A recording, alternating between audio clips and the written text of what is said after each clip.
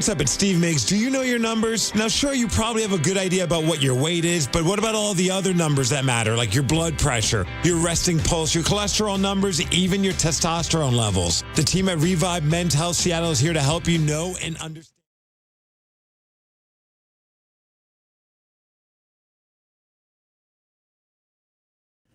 I couldn't. It was like right there. It was bright. It was a dark room, and it was just.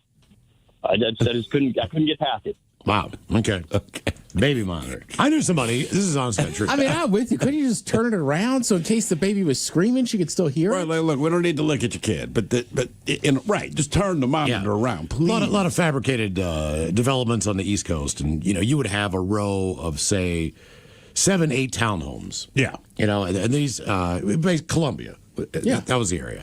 So knew this couple, and they had a baby. They had a baby monitor and all that crap, near the crib. Sure. The baby, I think, was downstairs or something. But either way, the guy I know is on the cordless phone in his garage, and he's talking to the next door neighbor because they were sneaking off, walking the dogs together, and then going into the woods and making out or whatever they were doing. All right? Yeah.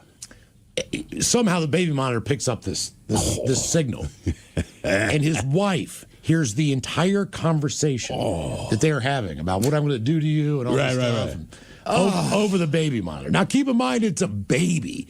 The kid is like 4 months, 5 months old. Yeah. I mean, they're a new family. They're just getting started. And she's sitting here listening to her husband talk about railing the neighbor, in the woods. Yeah. And she could only hear, she could only hear, I guess, his part of the conversation. I don't know how that's even possible. I don't know. I have no idea. I don't know either. But that was the end, man. They moved out. Yeah, I bet they did. Yeah, that was quick. Damn. Who or what killed the mood? 206-803-ROCK. Sort of like that. My buddy Will, who lives in like not a townhouse, but it's a nice development, right? But, the houses are all relatively close. He's got a yard. But yeah. So he has a neighbor to the left of him that he'd never really seen this guy other than they live in one of those little cul-de-sacs, like hanging out or whatever. Sure. So he's like, yeah, I know the guy. Like we've hung out, like our kids have played or whatever. So one night, this neighbor, I never met him. His name's Steve. And his neighbor Steve shows up, pissed drunk, and is just like, my wife's cheating on me. Breaks it all down. Then the other guy moves in, but I don't know if this neighbor didn't have any friends, but kind of like you're saying, like basically he just kept coming over to Will's house every day. And finally Will's like, dude, like I barely know you. Right. Yeah. There's something like, and he's like, why are you living there if she moved another guy in too? He stayed. Why is he the wife moved in another guy, and the Steve guy was just like, all right, I'll just stay in the basement for a while, but then thought he could go over to Will. And Will's got 4 kids. That's a flex. Like, not only am I cheating on you, but I'm moving them into the house. Correct. Jesus, man. Suburbs are wild. Who are, yes, they are. Seriously. Yeah. Who or what killed the mood? 206-803-ROCK. Wow. I said I'm not working the city, but I wish you would. Move their ass in here. Let's see what happens, right? Because the city generally is going to have more single people. Sure. You know what I mean? Less Somewhere kids. to go. Yeah. So you think there's more kind of crazy stuff, but more the older I get, my friends that all live in the suburbs, I'm like, there is some weird ass going on out here. We think about everything has this innocence. The suburbs have this innocence. Complete BS. Retirement homes, right? Oh, it's this innocent place. And then the fastest spread of any kind of STD, retirement homes. Yeah. They might be old. Or communities. They might smell like pee. It doesn't matter. They are getting down, man. Spreading disease, and not one of them cares. I'm like, I look forward to those days. Who or what killed the mood? 206-803-ROCK. You're there, right? 55? Yeah, technically I could move in. I can too. I saw, look, man, I drove by a place in Tacoma, and it was like they had the balloons up and all that stuff, and I guess they were having some kind of Open house, maybe. Open house deal or whatever the thing was. And it's like, 55 or up, indoor pool, outdoor pool, pickleball courts, blah, blah, blah, blah, blah, blah, blah. They had like a little coffee place downstairs, kind of like a hotel would have. Like they didn't serve lunch or dinner. Right. But you could go down there and get like a Danish or a muffin and, a cup of coffee every morning. And I was just like, I could move in there. For less than you're paying now. I don't know about that, but who knows? Hello, Casey. Welcome to the men's room. Hola, bitches. Hola. Long-time listener, first-time caller. We appreciate that. Thank you. Yeah. So we're back in high school and hanging out. We had a group of friends. We'd all hang out together. There was this girl that would kind of periodically hang out with us, and she's real heavy set on the upper area, and she's kind of a little bit easygoing. Would flash everybody from time to time, and Sweet. we don't have a good time together. But one night I ended up hooking up with her, and after that, when we'd go to parties, it just kind of was almost unspoken that she was going to flirt, but at the end of it, we were probably going to end up hooking up. Sure. So anyway, we end up 99.9 KISW. The shenanigans continue. This is the Men's Room with Miles and Thrill. KISW Miles Montgomery Golf Classic presented by Pinky's Plumbing, going down Redmond Ridge Golf Club this year. That is on Monday, June 8th. Join us for a day on the links, a little bit of drinking, a little bit of breakfast, a little bit of lunch, and some great prizes, including 4 tickets to Guns N' Roses and the Black Crowes up in Vancouver, BC. That includes your Amtrak tickets and your hotel rooms and everything else. So that is for the first place foursome. You guys know they're playing the tournament. You take the whole damn thing, then you're headed for a night or two in Vancouver, Washington. Nothing wrong with that. BC. See, BC, almost man. did the Amtrak thing again. Jesus Christ, man. BC. We're sending you to Canada. Canada. Very clear. Yes. It's going to be a great time on the links. Sign up for your foursome now at KISW.com. Game is Big Dummy 206-803-ROB. Hello, Jim. Welcome to the Men's Room. liquor and whores. Liquor and whores. Jim, are you sober or not sober? I am sober. All right, welcome to Big Dummy. All right, Jim, our men's room poll. For 30 seconds, you will lick a stranger's armpit, toes, belly button, or lips. I'm going to have to go lips on this one, guys. Lick those lips. Yeah. All right, Jim. We got you, brother. All right, Jim. Here is your question. What musical instrument is sometimes called a licking stick? A licking stick, speaking of licking.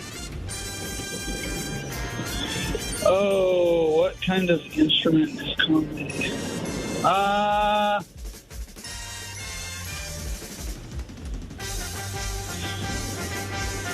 I'm going to go, let's go clarinet. Clarinet. I'll say harmonica. It is, in fact, a harmonica. Makes sense, right? It's also called a tin sandwich. Shout out to Joel Astley, local harmonica player who crushes it. Just saying. All right. Yep. I don't know what it is about harmonica. If you can play harmonica, I will listen to you play harmonica. So this cat Joel, he's got a band, man, and he rips this thing out and starts doing it. And I'm like, dude, that's so badass. It is so badass. Sorry. All right. I remember my folks getting them for us as kids, never even knew how to play them, just kept blowing on them. Yeah, my parents did the same thing, and then they took them away for that exact same reason. Just like the recorder. Oh, my God. Why do they give young children the most shrill instrument on the face of this planet? It is unbelievable. All right. Your question, what famous sidekick was played by the actor Jay Silverheels? The actor's name is Jay Silverheels. Might be a hint in the name. I'll give you a hint. He rode a horse. Very famous sidekick. Tonto. Got it. Yes, indeed. Yeah, very good. What was Tonto's horse's name? I You asked had what's that a big question a name couple of he- weeks ago. And I cannot remember what the hell it was. Trigger? I don't think it was Trigger. Ah, crap, man. I did ask it a few weeks ago. Yeah, I can't remember. Absolutely no recollection. Game is Big Dummy 206-803-ROB. Big Dummy! Hello, Dennis. Welcome to the men's room. What's going on, brothers? Hola. Dennis, are you sober or not sober? ¿Cómo está? Yeah, man, muy bien. Sober or not sober? Not sober, brother. Not sober. Good for you. Okay, for 30 seconds, you're going to lick a stranger's what? Armpit, toes, belly button, or lips? We're going to the belly button because we know it's 6 inches lower. Okay. All right. It's not terrible. But it's a dude we found. yeah. I'm sure that dude will love that. Exactly. Yeah, well, hey, I'm secure. I'm secure. Just 6 inches away secure- there, Aaron. There's being secure, then there's doing that to a guy. He might be able to touch your chin then. We're giving them the Turkish dude. All right. Here's your question. What was the first U.S. franchise to join the NHL? Oh, wow.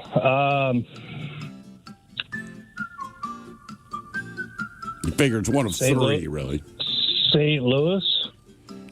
Nah, it's got to be either Boston or Detroit. Yeah, I was gonna say It is Boston one of Bruins. those two. Detroit. Yeah, Boston. Nope, you're getting the Turkish guy now. It is, in fact, Boston. Yeah. Boston. Yeah. All right. Your question, what was Marlon Brando's screen name in The Godfather? In The Godfather, Like what they called him, His or- name was His name. All right. Vito Vito. Corleone.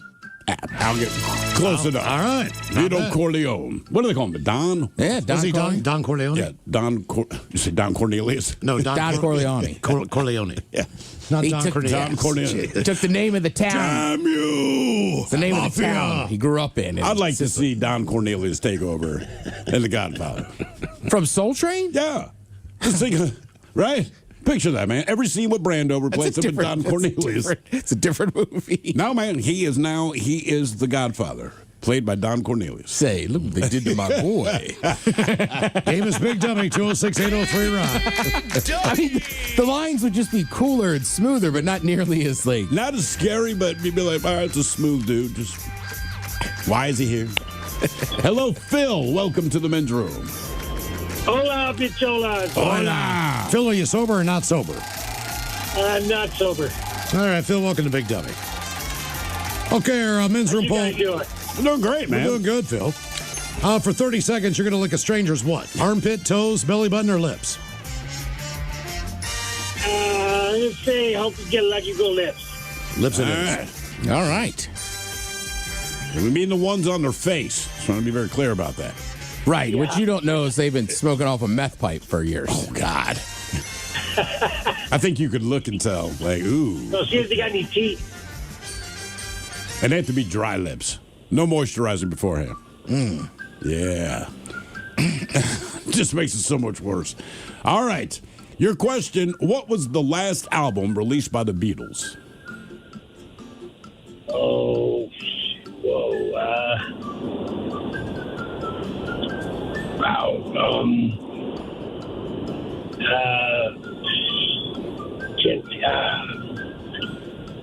Let It Beat. I don't know. I'll give you a hint. It has a very famous cover. That's what I thought. Very famous cover. Yeah, the album cover is iconic. I started doing acid. Yeah. Isn't it? Lucy in the Sky with Dime. We'll go ahead and spin that for you. It's Sergeant- Abbey Road. Abbey Road. You're thinking Sergeant Pepper. I'm thinking Sergeant Pepper. Yeah, when you said acid, I'm like, that was not an acid cover. Acid. You think that's more famous than the Sergeant Pepper one? I do. All right. Just because it gets re-represented pretty much everywhere. Yeah, and bands do it all the I time. mean, right. That's the move everyone does. I wonder if people just stand on that corner to No, do they it. walk across to take pictures. They literally do. Right. At that intersection, just to take the pictures. All right, your question. Who was the first NASCAR driver featured on the front of a box of Wheaties? Dale Earnhardt. Got it. That makes indeed. sense. Yep. Yeah. Wheaties suck. They're terrible. Wheaties suck. I don't care who's on the box. Once you open the box and you're a kid and you want to eat this cereal, it sucks. I mean, I remember buying But it as a that's kid how based they on got who it. was on the box. Here's my issue with Wheaties, right? Because we got them as kids because it was like, wow, they're better for you than Frosted Flakes. But then we would just pour sugar on the Wheaties. Right. And it still didn't really help because Wheaties, but they had to start putting athletes on the front of those boxes to appeal to kids because adults are like, I'm not buying it for me because it tastes like crap, right? Yeah. And then with the kids are like, we don't want it. But the thing when they is- started putting the athletes on, then you would beg your parents to buy Wheaties in spite of the fact that you hated the cereal. But the athlete should be the one who picks the flavor. So in other words, if it's you, Steve, you pick like a cinnamon toast crunch kind of flavor on Wheaties. you said athlete. Well, I'm saying if you're on the front of the box, typically it's But an Wheaties can't be a sugary cereal. It's for athletes. You can Right. put a little flavor on that. You could stuff. add sugar. Yeah, but it's, Do you know the first box? Who was on what athlete was on the first box Well, of I Wheaties? believe now it's a lady. That is correct. yeah. Caitlyn Jenner. Yeah, it was Bruce Jenner. That was the big one when I was growing Billie up. Jean King was on there. Was she? Yep. Okay. Arthur Ashe, Cal Ripken, I believe, was on a box of Wheaties for a while. Get out of here. He was. Pretty sure. When he was, my brother still has that box. Oh, really? Yeah. Has he opened the box? I don't know if there was any football players. I can't remember. There must have been a football player on the Emmitt Wheaties box. Smith, or I bet you OJ may have even made it onto a Wheaties box before we knew he was. What a about killer. Peyton Manning? Somebody. Yeah, someone like him. Tom Brady. The only one that was weird was they started putting some UFC guys on there. But the problem is you got to fight 3 times a year. So Right. so I forget who it was. It might have been like Anthony Pettis got on there, and then he lost the next fight. Oh, But, right. Yeah. By the time the cereal came out, I was like, he's like, take that belt from him. All right, so You got football players? 1934, Lou Gehrig. He was the first athlete depicted on a box of Because Wheaties. everybody wants their children to follow his footsteps. We go to 1935, Dizzy Dean. Let's see, who else on there? Oh man, Lefty Grove. I mean, this is old school stuff. When they get into the 60s, at least, Jesus, Bart Starr. Okay, there you He was go. on a box of Wheaties. There's Franco another Harris guy. ever making on there? Bruce Jenner, Mary Lou Retton, Walter Payton. There's another Okay, one. yeah, that makes sense. Jim Kelly, Michael Jordan, Steve Largent. Hey, we got a Hey, fan there you line go. on a box of Wheaties. Johnny Bench, Jim Palmer, the Reds great. Eric Davis, another Reds great. Boomer Esiason. Why? Paul Coffey, I get. Mario Lemieux, I get. Yammer Yager, I get. Barry Sanders makes sense. That makes a lot of sense. In 1992, it was Babe Ruth. Well, I'm sure he'd have been honored. Followed by Larry Bird, John Elway, Cal Ripken Jr., Dan Marino. Was he smoking on the cover? Jesus, Dan O'Brien. Roger Staubach, Jackie Robinson, Mean Joe Green, Franco Harris, Brett Favre, Richard Petty, Mark McGuire, Arnold Palmer, Lance Armstrong, Muhammad Ali, Barry Bonds, Kirby Puckett.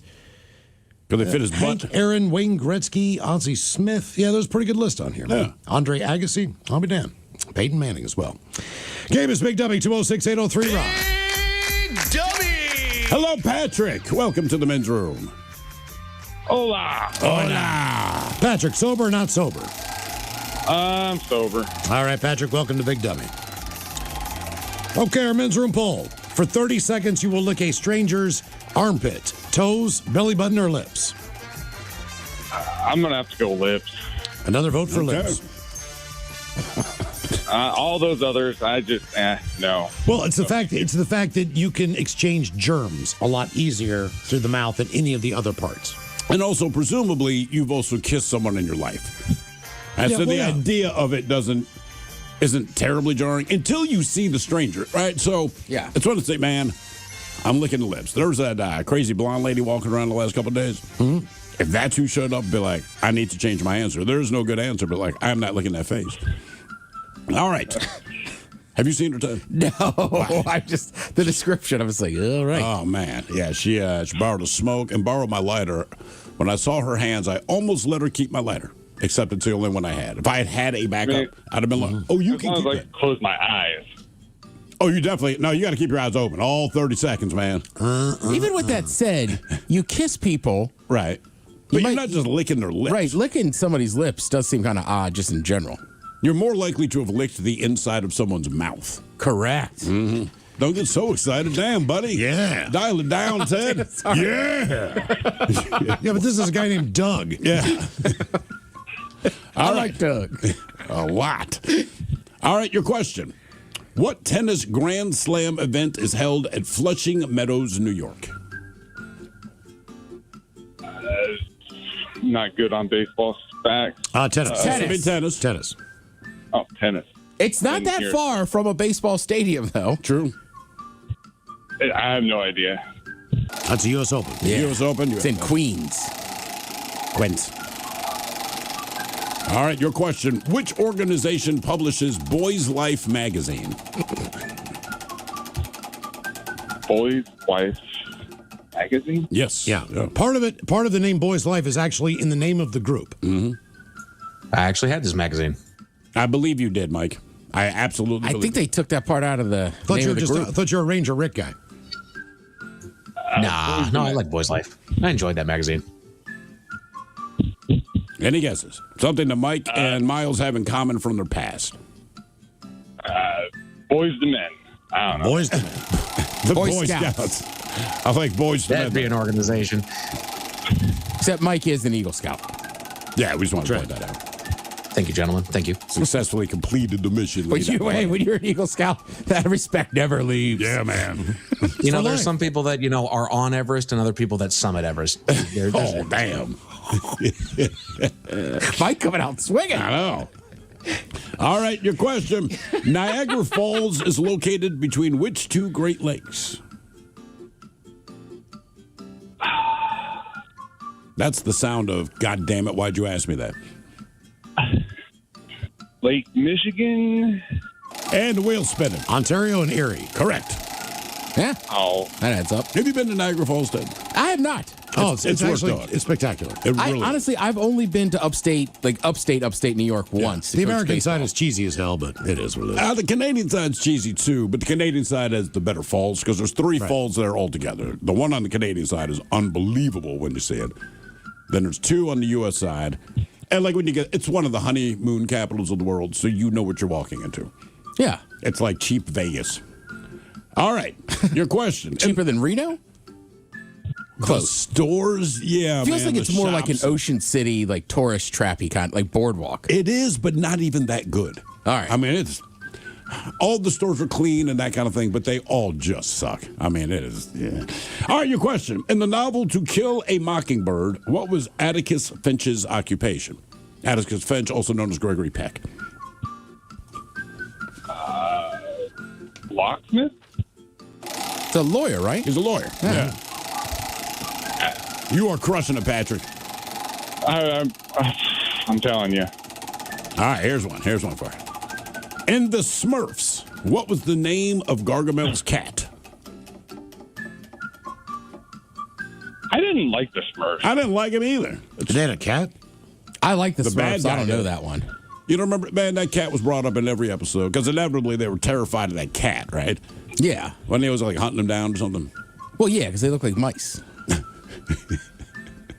Buffy the cat. Buffy. Scratchy, I don't know. Come on, Tad. Gargamel's cat. I don't know. Give me a hint. Starts with an A. Azrael. Azrael. Yep. Ring a bell? It does. Okay. Yeah, that's his cat. Azrael. Azrael.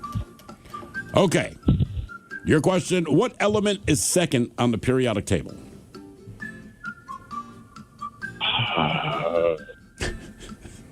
I like your response to every question. Patrick, what's your strong suit? I'd like to hear you at a job interview. So, Patrick, tell us about your last job. I just, Not now. Are you a team player? Yeah. I'm going to say iron. Iron. Helium? Helium. Yeah. I was going to give him a hint. I was going to say, I like that you even said it with a higher voice. Question 6. All right, question number 6. The Geyser Old Faithful erupts once every how many minutes? I want to say 15 minutes. Is it 45? 90. 90. Oh. 90. Oh, What number is he at, I Miles? went there. Question I 7. went there as a kid, too. Oh, did you? Is it worth Yeah. going to? I mean, inevitably, it's just, a spew of hot water coming out of the ground. Was it cool? Did it matter? It was all right, but I remember the smell most of all. Is it like sulfur, I'm guessing? Yeah, it was just, oh my gosh, yeah. The sulfur smell, and it was also humid, too, through there, so yeah. Sulfur and humidity. Ah, what a great combination. All right, your question. What team did John Madden coach to a Super Bowl?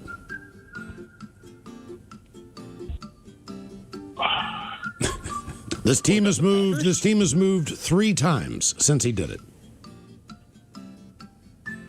Yeah.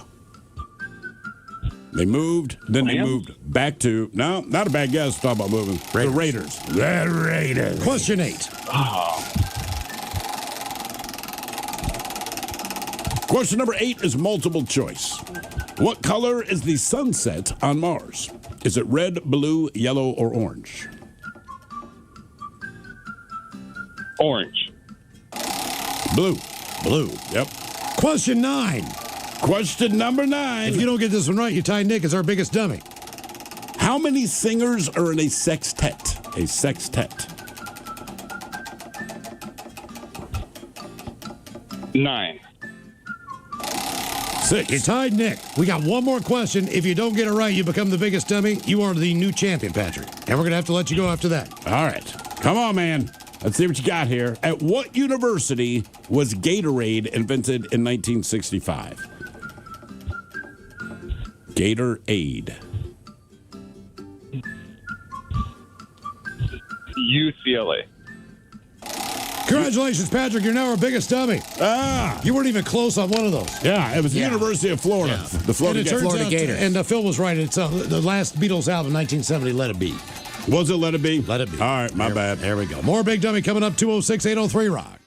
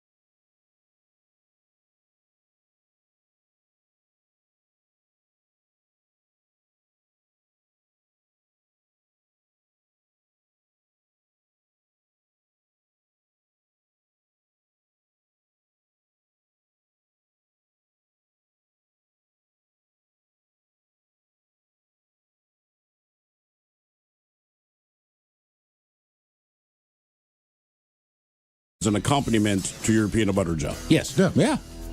Oh, no. What are you doing? I would not. I don't eat any kind of chips with my peanut butter and jelly. With a peanut butter and jelly? Sure. No, Well, man. take I it said as my a Sandwich chips. and chips. Well, take I it from would a do- snack and make it like you're having a peanut butter and jelly like for lunch. Yeah, I would not have any kind of chip with it. If I ate a savory style sandwich, or if there's meat, turkey, whatever, I will have chips. Peanut butter and jelly? No. Just go Well, solo these- with the PB&J. Do you have anything else with it? No. Solo. Solo, yeah. Well, these chips are actually inside the peanut butter and jelly sandwich. And Neil Patrick Harris swears by it, and the internet has feelings. A clip from the How I Met Your Mother actor appeared on Changed My Mind podcast with his husband. And it's all because of one unconventional creation an English muffin spread with almond butter and jelly, loaded with nacho cheese Doritos. He reveals his signature Dorito sandwich. On camera, the viral moment came when a host brought out Harris's go-to creation for the couple to try on camera. He said he couldn't resist giving the combination a shot. The couple's reaction was immediate. The laughter set a playful tone for everything that followed. When I heard that this was a sandwich you like, I was like, I got to try it, and wanted to bring it out to you guys. That's his thing, said his husband. You shut your mouth, Harris shot back. Okay, so I love nacho cheese Doritos. They're just great. But he's been eating this combination and defending it since 2023. He opened up about his love for the Dorito almond butter jelly combination. In an interview with Grub Sheet, he laid out exactly why the flavor profile works.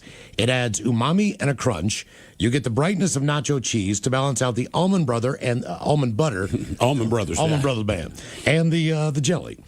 So our question: when the craving hits, where do you go, or what do you hook up in the kitchen? 206-803-ROCK. That feels like a really big explanation for peanut butter and jelly with chips in it. Right, look, if you're going to defend it, just say I like it. You don't need to go through the flavor profile. So it's not something I would do. All right, let me ask you, like, if I eat a burger, I will also put fries in my mouth at the time I'm chewing the burger.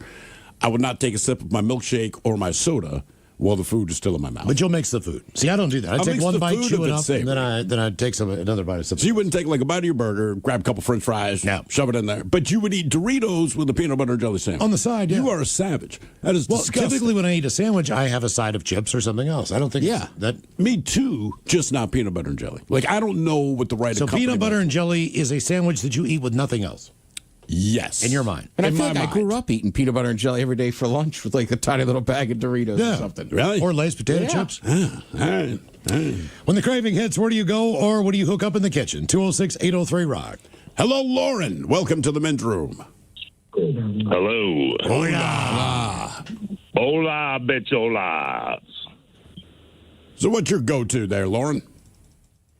You know, I'd have to say the missus is with you on the mystery roast beef at Arby's. Yeah. And, you know, that's questionable to this day, but It I'm just going has with the pink its slime own- at Wendy's. You're a big fan of Wendy's. I'm going with the pink slime at Wendy's. It's delicious. Do they just squirt that bad boy out? It's questionable, is it not? What do you think? What is the pink slime at Wendy's? It's the beef. It's when they show how they process it before they shape it, freeze it, and send it to the restaurants. If you've seen any of those behind the scenes, look, it's beef. I thought the pink slime was the chicken nuggets. Yeah. It's pink slime, the chicken nuggets? Yeah. Why would it be pink? Yeah, because they use always fresh, never frozen beef. Yeah. Yeah. Kind of like the square fillet of fish. It makes you wonder, but it's delicious. Well, it's from those square fish. Come on, Okay, man. what's your go-to order at Wendy's? That's right. Wendy's, well, the old Dave's Double, but back in the day that you could get the double stack for $1. Okay. What would you get today? So that if you pulled up today, what do you get? I'd probably go with a Dave's Double and some fries. All right. See, I always typically if I'm in Wendy's, I haven't had it for quite some time, but now and then it's got to happen. It'll taste exactly the way you remember. I skip the fries at Wendy's. I get a cup of chili with my burger, and then I get a Frosty. I know that's a weird combination, but I'm at Wendy's, so I'm definitely going to get a small Frosty. Definitely going to get their chili because it's pretty good, and a burger. See, I don't think that's weird. I think Doritos with peanut butter and jelly is weird. Eating chili, which is made from yesterday's burgers, with the burger. That's exactly how they make it. It's almost like a sloppy Joe in a cup.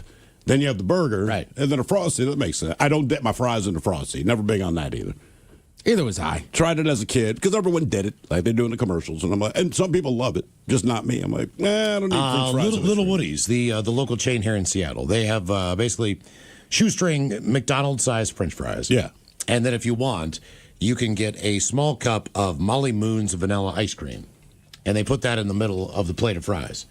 And I'm telling you what, man, it's pretty tremendous. Yeah, I'm a thrill. I've just never been big on that one. No. But I like salty and sweet. Me too. I just would prefer to eat the French fry and then have the milkshake. I agree. 100%. When the craving hits, where do you go or what do you hook up in the kitchen? 206-803-ROCK.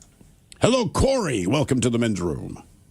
Down the hola. Hola. Yo, I know this is a little bit out of category maybe, but my go-to is just a rib steak in the fry pan. Like a that's ribeye? a good call. Yeah. We raise Wagyu, so we got Wagyu rib steaks, and if you got top shelf steak, all you need is a little salt on it.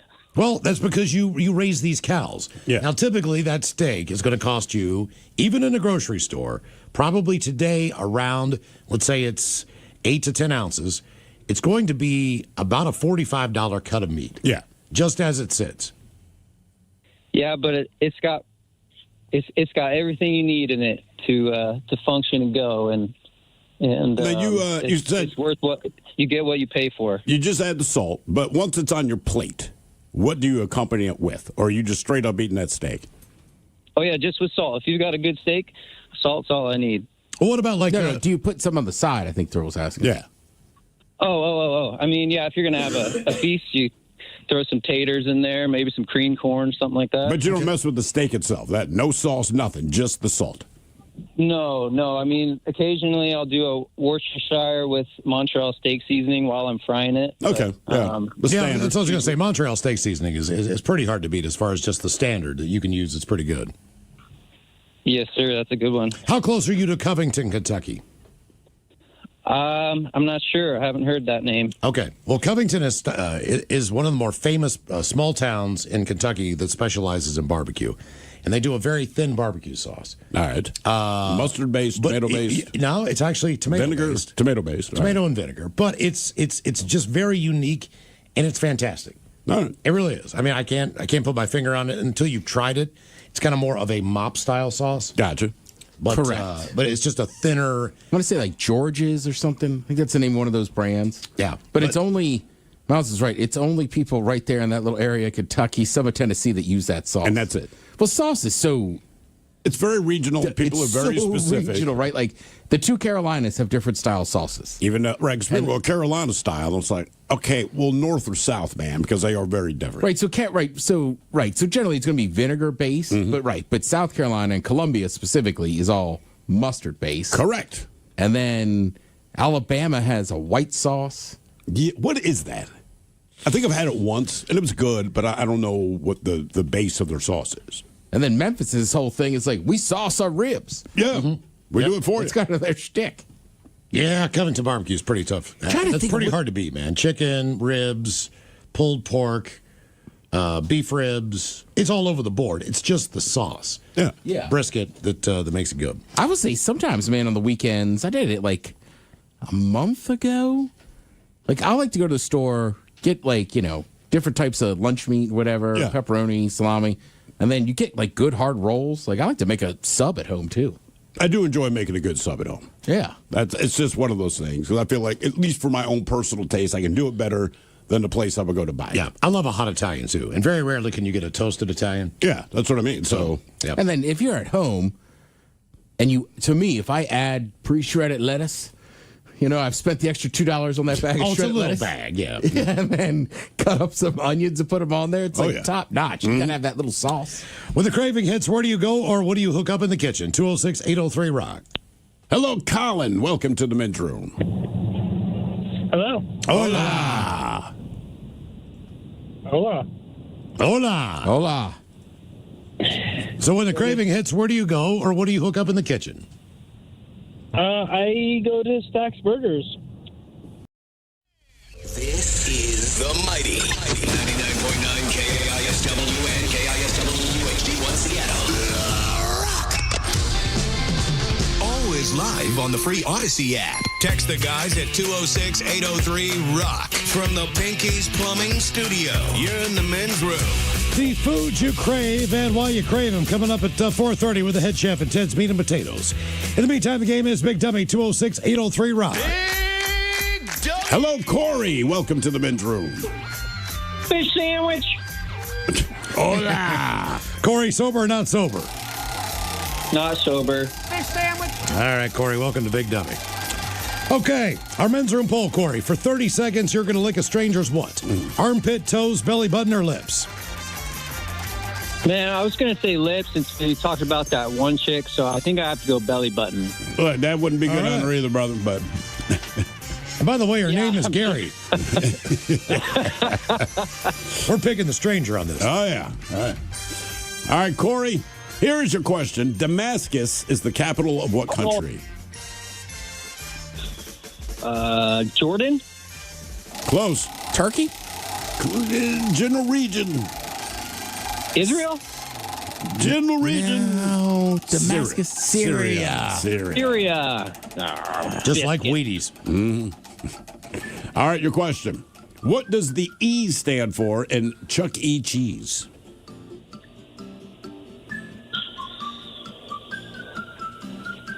Eddie. Eats. Entertainment. Entertainment. Oh. Charles Entertainment Cheese. I like Chuck Eats Cheese. Yeah, I think that would be a better name, honestly. Yeah, Chuck Eats Cheese. Yeah, Charles Entertainment. Charles Entertainment Cheese. He's trying to tell you he's got a few things happening there. One of them's entertainment. I think the fact that he's an animal would tell me that. That wears tennis shoes. Plays guitar or does he sing?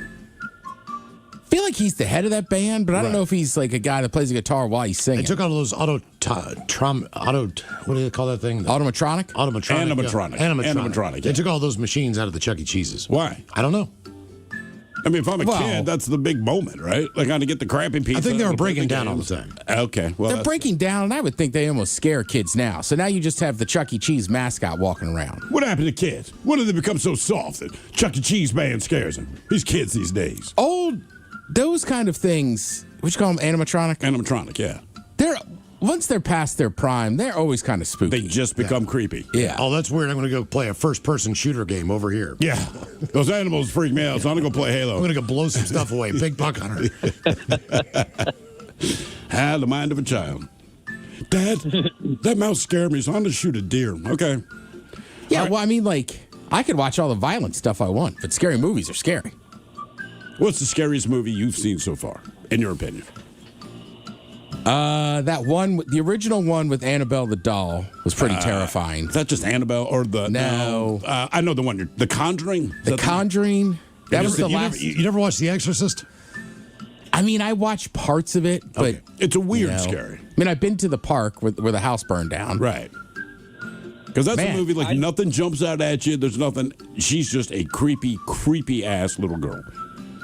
Yeah, I mean, I don't know. I feel like once I watched Killer Clowns from Outer Space as a kid, it just ruined Of all the movies. Yeah, like I don't know that I've ever seen a Friday the 13th They're or not scary. Nightmare on Elm Street. I mean, Not scary. Yeah. Yeah, slasher films, they won't scare you, and you get a lot of boobs. I like Scream.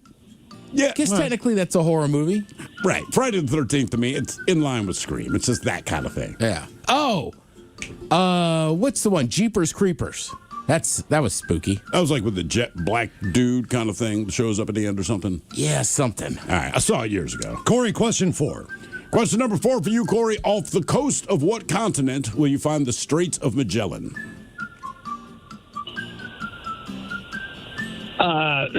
Ted, you don't just laugh at scary movies like that?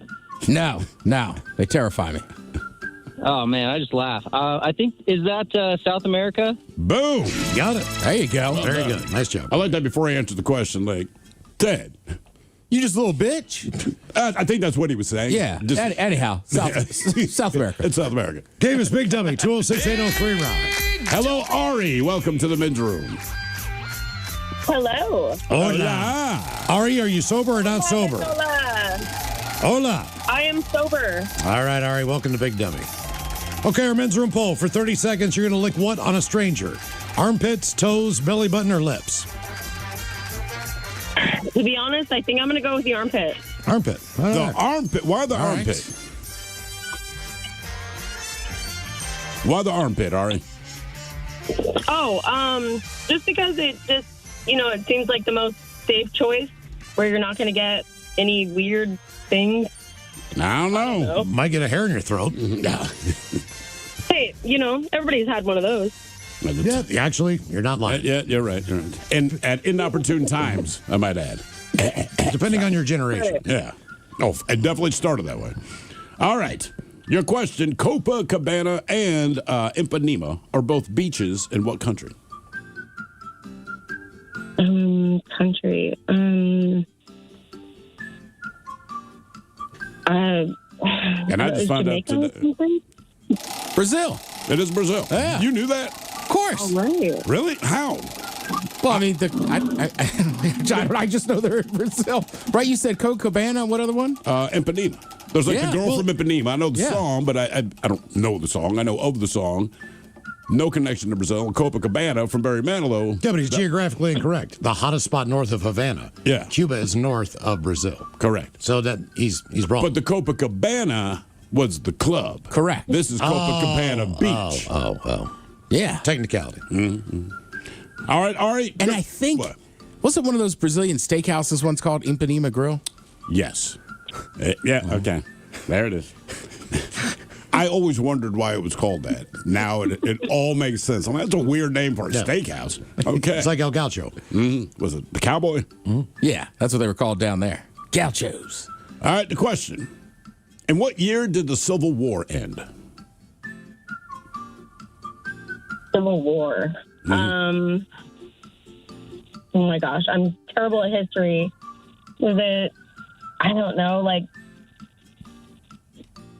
65? Like 1965 or 1865 or 1765? We'll go, I don't know. We'll go with 19. No, it's 1865. It's 1865. Yeah, you're a century off. Wow. Just a century. Yeah. You said 65, but I'm like, I'm not 100% sure she knows what the first two numbers are. I can't quite give it to you. The Battle of Gettysburg, 1965. 65, yes. Abraham Lincoln took a There we train. go. Yeah, just like Vietnam. They happened at the same time, apparently. All right, your question.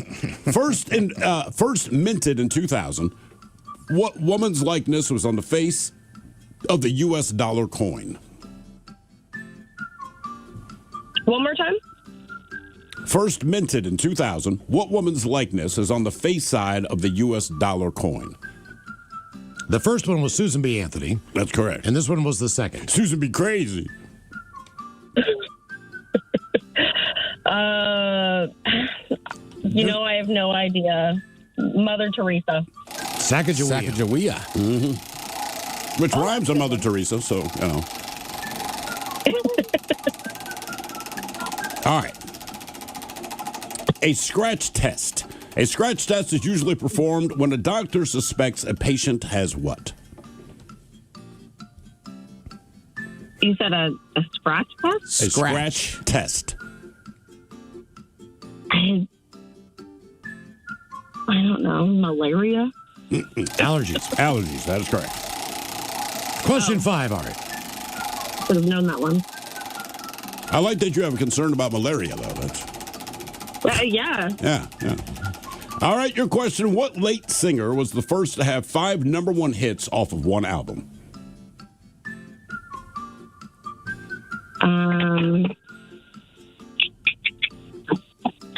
Also the first singer with a removable nose, as far as I know. Mm-hmm.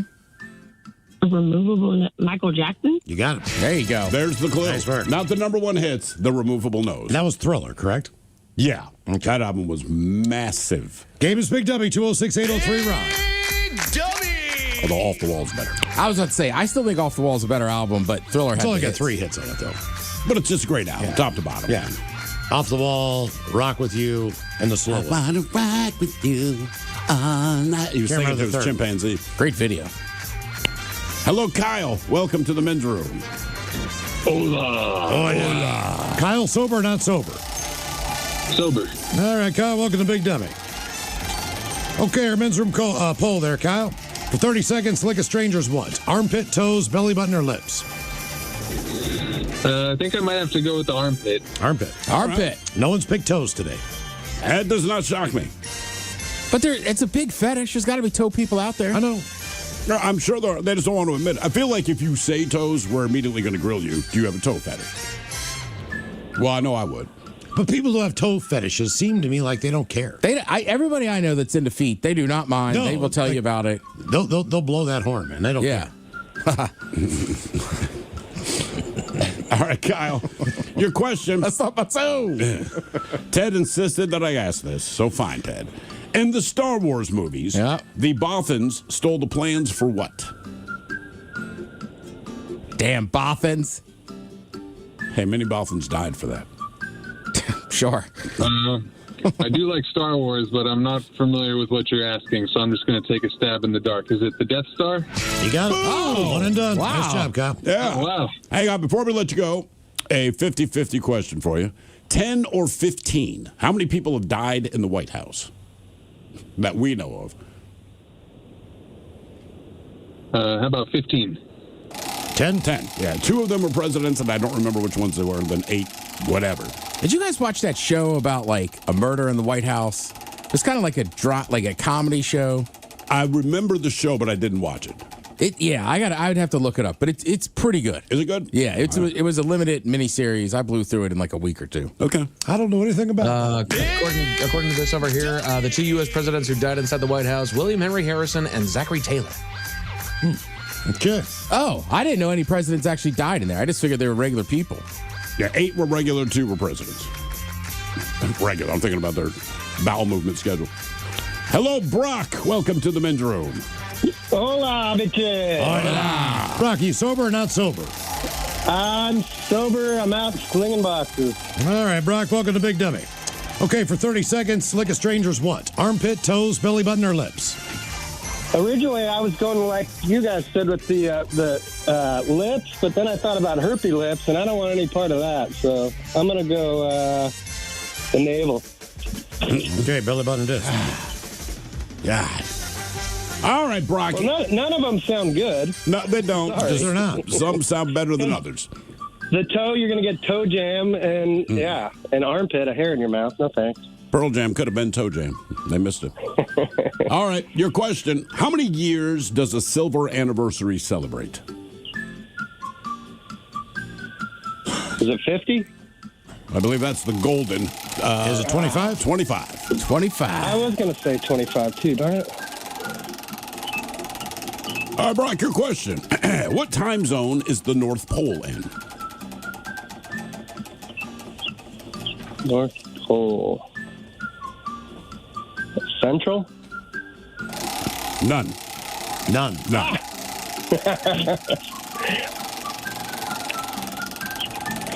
All right. The Broadway show Moving Out was based on songs written by what singer? Moving Out. Mm-hmm. Is it a female or male? It is a male. And the technical title of the song is Anthony's Song. Is that actually the name of the... Before Moving Out. Okay. But Moving Out is in the title. Yes. All right. I don't know. Elvis. Billy Joel. Billy Joel. Oh, Billy Joel. Oh, my. And now the song is in your head, isn't it? Yeah. Yes. Totally is. All right. What was the last name of the family in the movie The Sound of Music? The Shut-Ups. Shoot, I don't think I've ever even seen that movie. I'll just say the Hendersons. Von Traps. Von Traps. Question 5. I've never seen the movie. I know the name of the family. Oh, that movie is so long. And like, even when they send the kids to bed, like, I don't like musicals, all right? But even when they send the kids to bed, and they have 6 or 7 of them, each kid sings a verse of something before they just go upstairs and go the hell to bed. Oh, like your kids don't. I would lose my mind. And so one time I'd have to look at my kid and be like, shut up! Go to bed. Jesus. Father, it's our time to sing. All right, your question. In what 1996 horror movie did Henry Winkler play the principal of Woodsboro High School? Oh, yeah. Uh-huh. Ted just brought it up. Was it Scream? Boom. It is. There you go. Okay.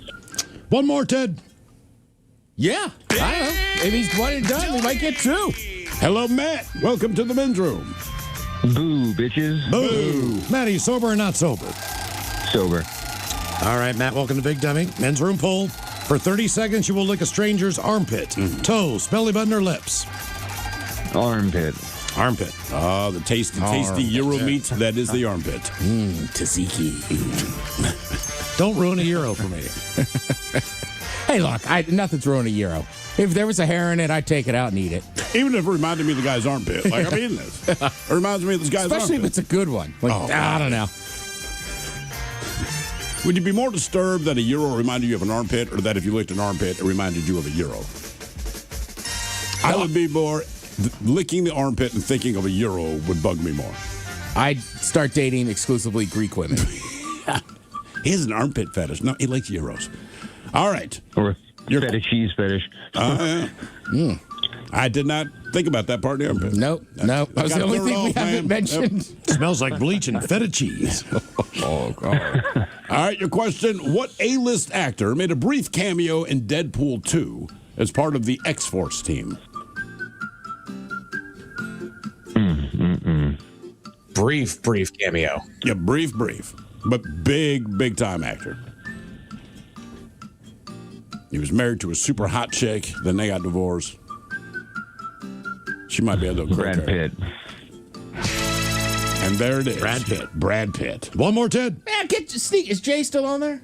No, he dropped off. Damn it, Jay. Dude, when he got him to you, man. I just told you, Jay. I said, just hang on, man. I think I could Pull sneak it in, Jay. Pull it in, Jay. Head chef coming up. Ted's Meat and Potatoes has the foods that you crave, and we've got your emails on the way next from the men's room at KISW.com.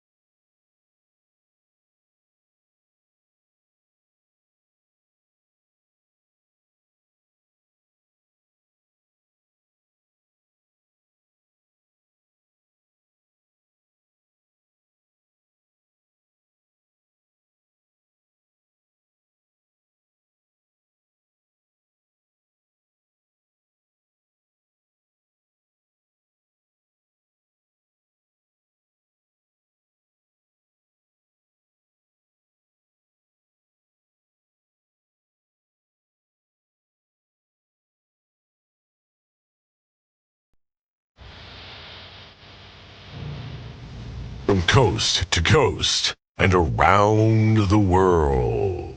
If it's not important, you'll hear it here, exclusively on In Action News. Here now are Stone Ledbetter and Felix Foxworthy.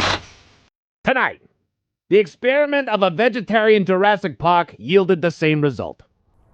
But first, because of ongoing construction downtown, officials say to expect delays for the next few weeks.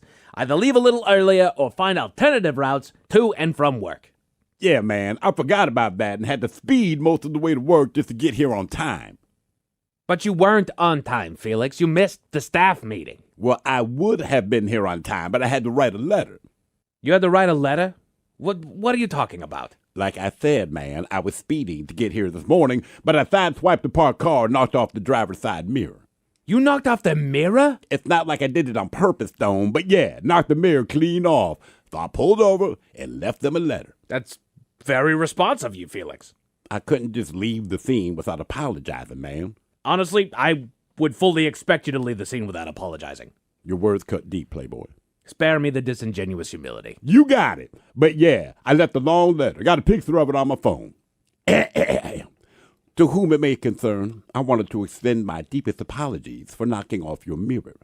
I don't know you, but certainly you deserve better than what I've done to your vehicle. Wow, Felix. There's more. In my selfishness, I was speeding and driving recklessly enough that I clipped your mirror and knocked it off your car. Now your car looks stupid, like a one-legged pole vaulter. A one-legged pole vaulter? Well, yeah, man. You have to admit, a one-legged pole vaulter would look stupid. I can't argue that. Exactly. As I was saying. Also, your car has unquestionably lost some of its value. For this, I cannot apologize enough. I have to admit, Felix, I didn't expect this from you. I'm a vulnerable man, Stone. There's more. In addition to providing my insurance information, I also wanted to pay for dinner for you and a friend at Happy Steakhouse at the Grand Marquis Hotel. Wow, Felix, dinner at the Grand Marquis? That's very generous of you. That's just the tip of the iceberg, man. In addition to dinner, I wanted to offer you a day at the Grand Marquis Spa, as you could use some pampering after discovering your destroyed mirror that I so recklessly sheared off of your vehicle. Felix, this is all very grand. I'm very surprised by your generosity. Yeah, man, you didn't know I had it in me. I did not. Color me impressed. You ain't heard nothing yet, Playboy. Finally, as a token of my profound remorse, I will pay for a 10-day Mediterranean cruise for you and a person of your choosing. Holy cow, Felix. This is all very generous. It is, man. It really is. You're offering all of this for sideswiping their mirror? That is correct. Well, I appreciate what you're doing here, but don't you think it might be a bit much? Maybe, man. But think how much better I just made their day. They see their damaged car and get mad, then they see my note and their whole world gets brighter. You know, when you put it like that, it's actually quite inspiring. You really think so? Absolutely. Actually, hearing your letter and really thinking about all that you've offered motivates me to want to do something positive and unexpected for someone else. I'm glad you feel that way, Playboy. Please accept my apology, and please reach out at your earliest convenience. Here is my personal phone number. I'll be expecting your call. Sincerely, Stone Ledbetter. What? Sincerely, Stone Ledbetter. That's you, Playboy. I know! Why did you do that, Felix? Why did I do what? Sign your name? Yes, Felix! Well, come on, man. I would never do all that for a mirror, Playboy. That's ridiculous. Yes, Felix, it is ridiculous. And you signed my name? I did do that, yeah. But you said yourself, Playboy, you're motivated to do something positive and unexpected for someone. I checked both of those boxes for you, man. It's both positive and unexpected. Oh, dear, it's from a number I don't recognize. Well, that might be them, man. You can answer that. Felix? What's up, man? I am going to kill you. Yeah, man. But you should take that call first. For the love of Pete! All right, first we're going to go to break, then I will take this call, and then I'm going to kill you. We will be back next hour.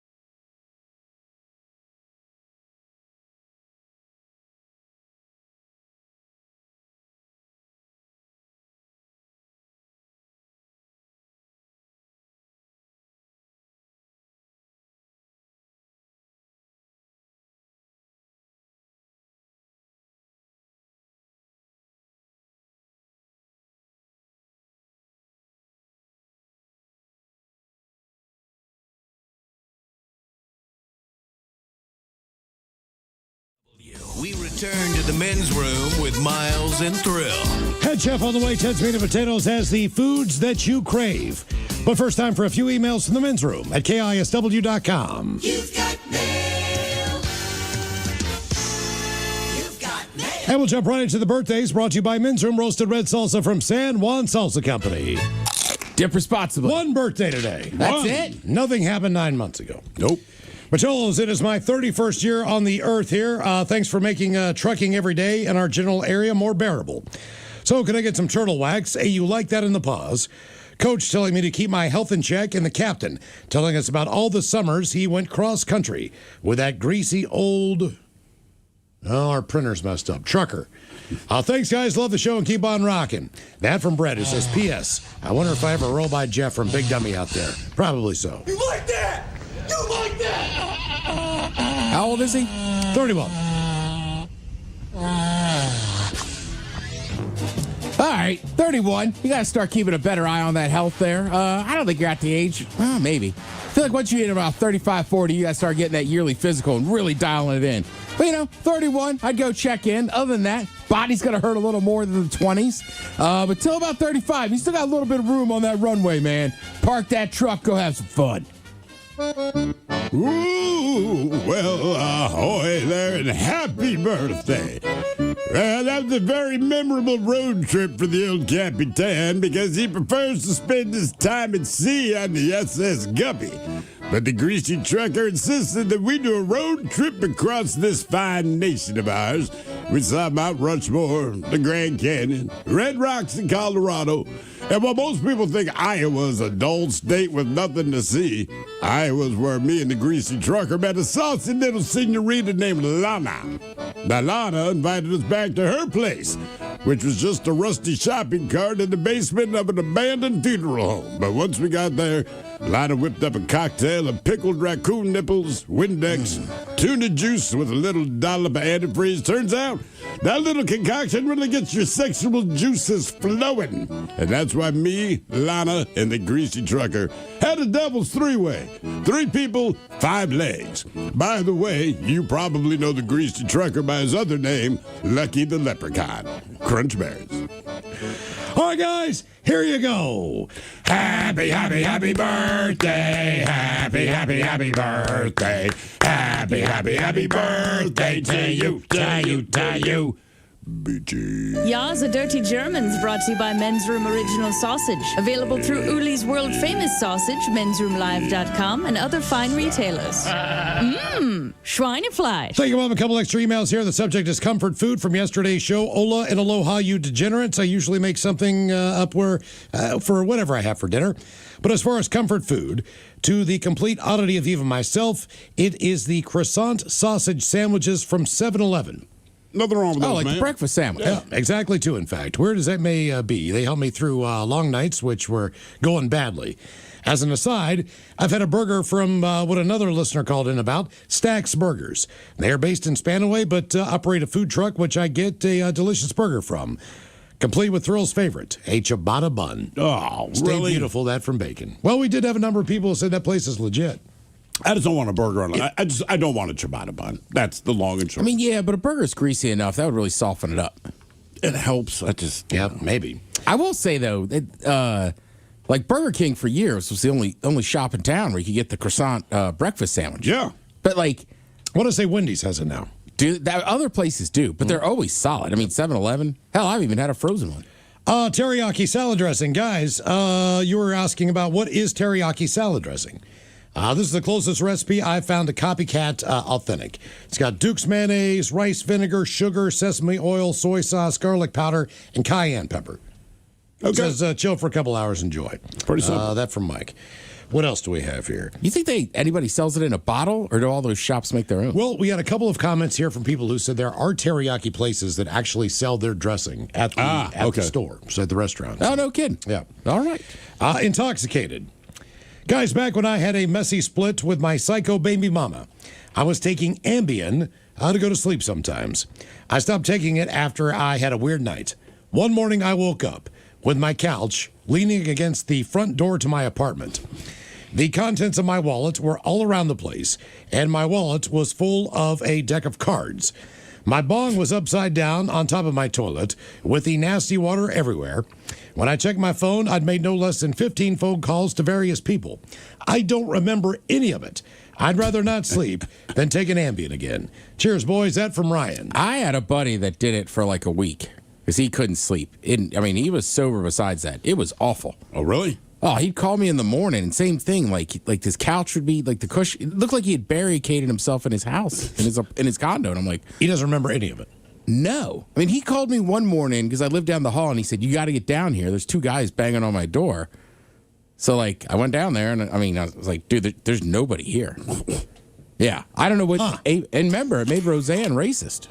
Yeah, well, that's right. Yeah. That's right. I forgot about that. She didn't barricade herself. She just started dropping N-bombs. Powerful stuff. On the subject of what got in or on you. Ola, guys, catching up on the previous shows on the Odyssey app. The other day, you were talking about things that got in or on you. And the discussion got on to pepper spray. I was immediately triggered by a long-forgotten repressed memory of a New Year's Eve party in the mid-'90s. I was with some friends at the Big Bamboo in Kitsilano, Vancouver.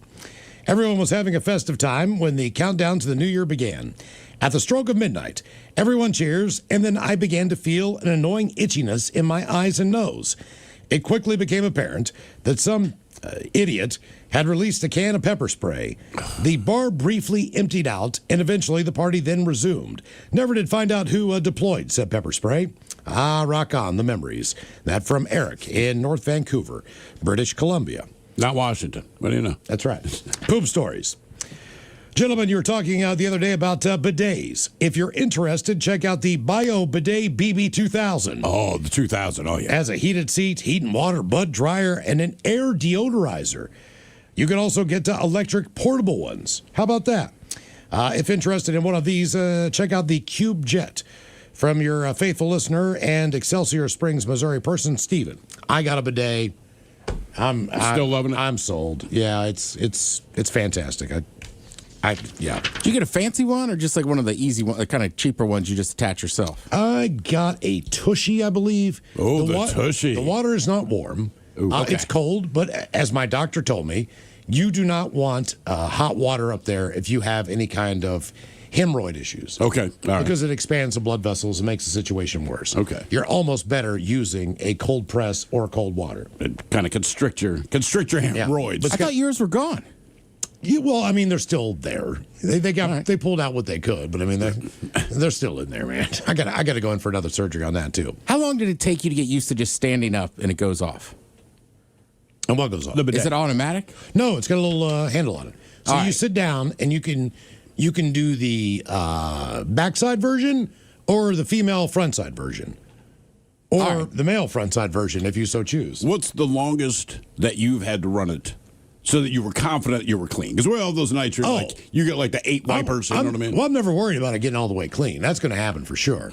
I'm just worried about if it feels good, I might just keep that thing on for a little bit longer. Oh, yeah. Yeah, my buddy had like an automatic one. So once you turned it on to stop it, you just had to stand up. But like you're almost off the toilet and it's still kind of going like, oh, I don't know if I trust it. You know, sometimes when you wipe and your butthole itches and it feels good, it's kind of like that. Just let it run. Like, man, yeah. That's the spot. It's like a water pick for your bungus. Yeah, sometimes Miles just sits on it. That's exactly right. I don't even have to poop. It's not even pooping. No, just sitting there, reading a book. And one more. What happened when you had to relieve yourself, guys? My story goes back to during the pandemic. As you remember, public restrooms were closed for the most part. On this particular day, I was working landscaping and irrigation at the King County Public Library when my guts suddenly went bad. I quickly realized I wasn't going to make it 15 minutes to the nearest Home Depot. I grabbed some napkins from my glove compartment and walked over to a bunch of trees on the property to do my business. The stink from that poop and the library visitors could smell it from over 150 feet away. Good times, keep on rocking, and congrats on 20 years, guys. That from Hayden. All right, coming up at 5:08, we'll drink and toast with a shot of the day, but first... Time to open wide and sample Ted's meats and potatoes. Now, here's your host, head chef of the men's room, the Ted Nugent. Head chef in the house. Thank you, folks. Thank you. Now, yesterday on the show, we were talking about foods or meals that people crave, maybe something you cook at home.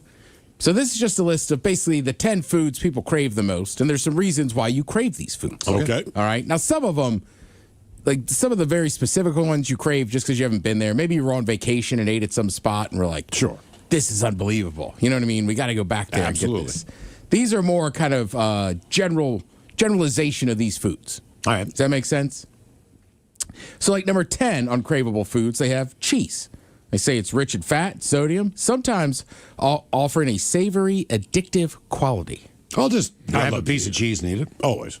Like I said, that's the snack I eat when I'm looking for something to eat. What cheese do you think you snack on the most? Now, take out Pepper it's like, jack. It's like a weekend and you're eating like a charcuterie or something. Pepper jack. Cheddar.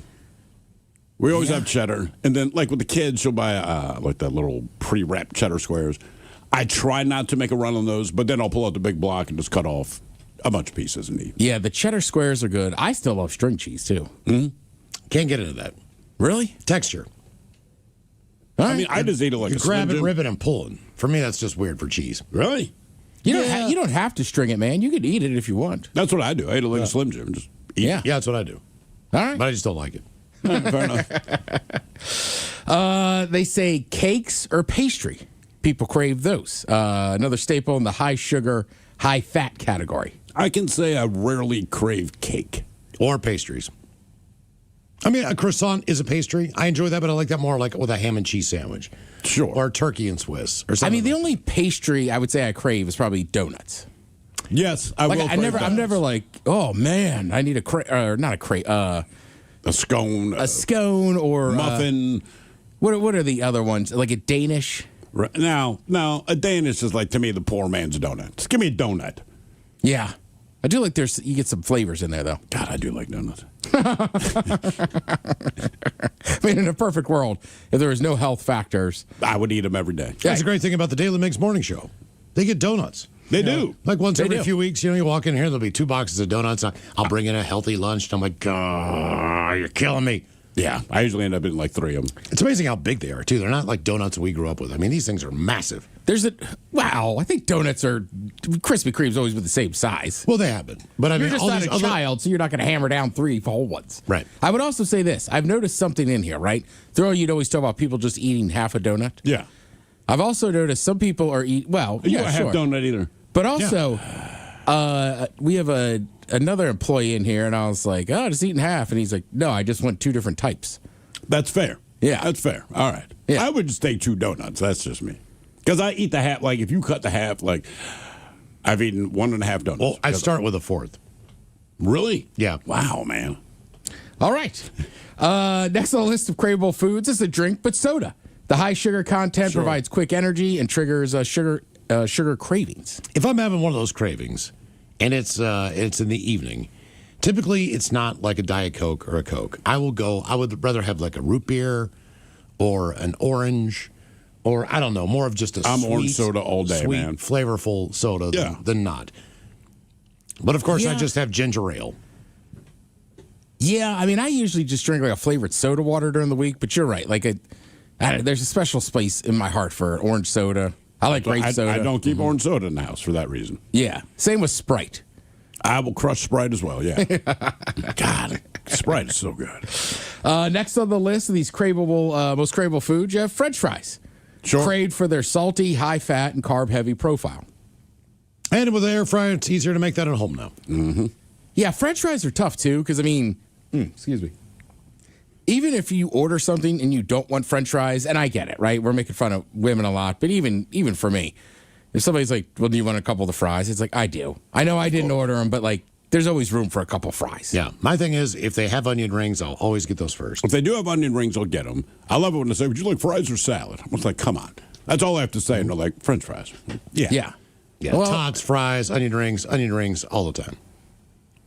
I don't know. I get every once in a while when they have all different types of potato product, take onion rings out, but it's like, all right, you want tots, you want fries, then we have curly fries, shoestring fries, and waffle fries.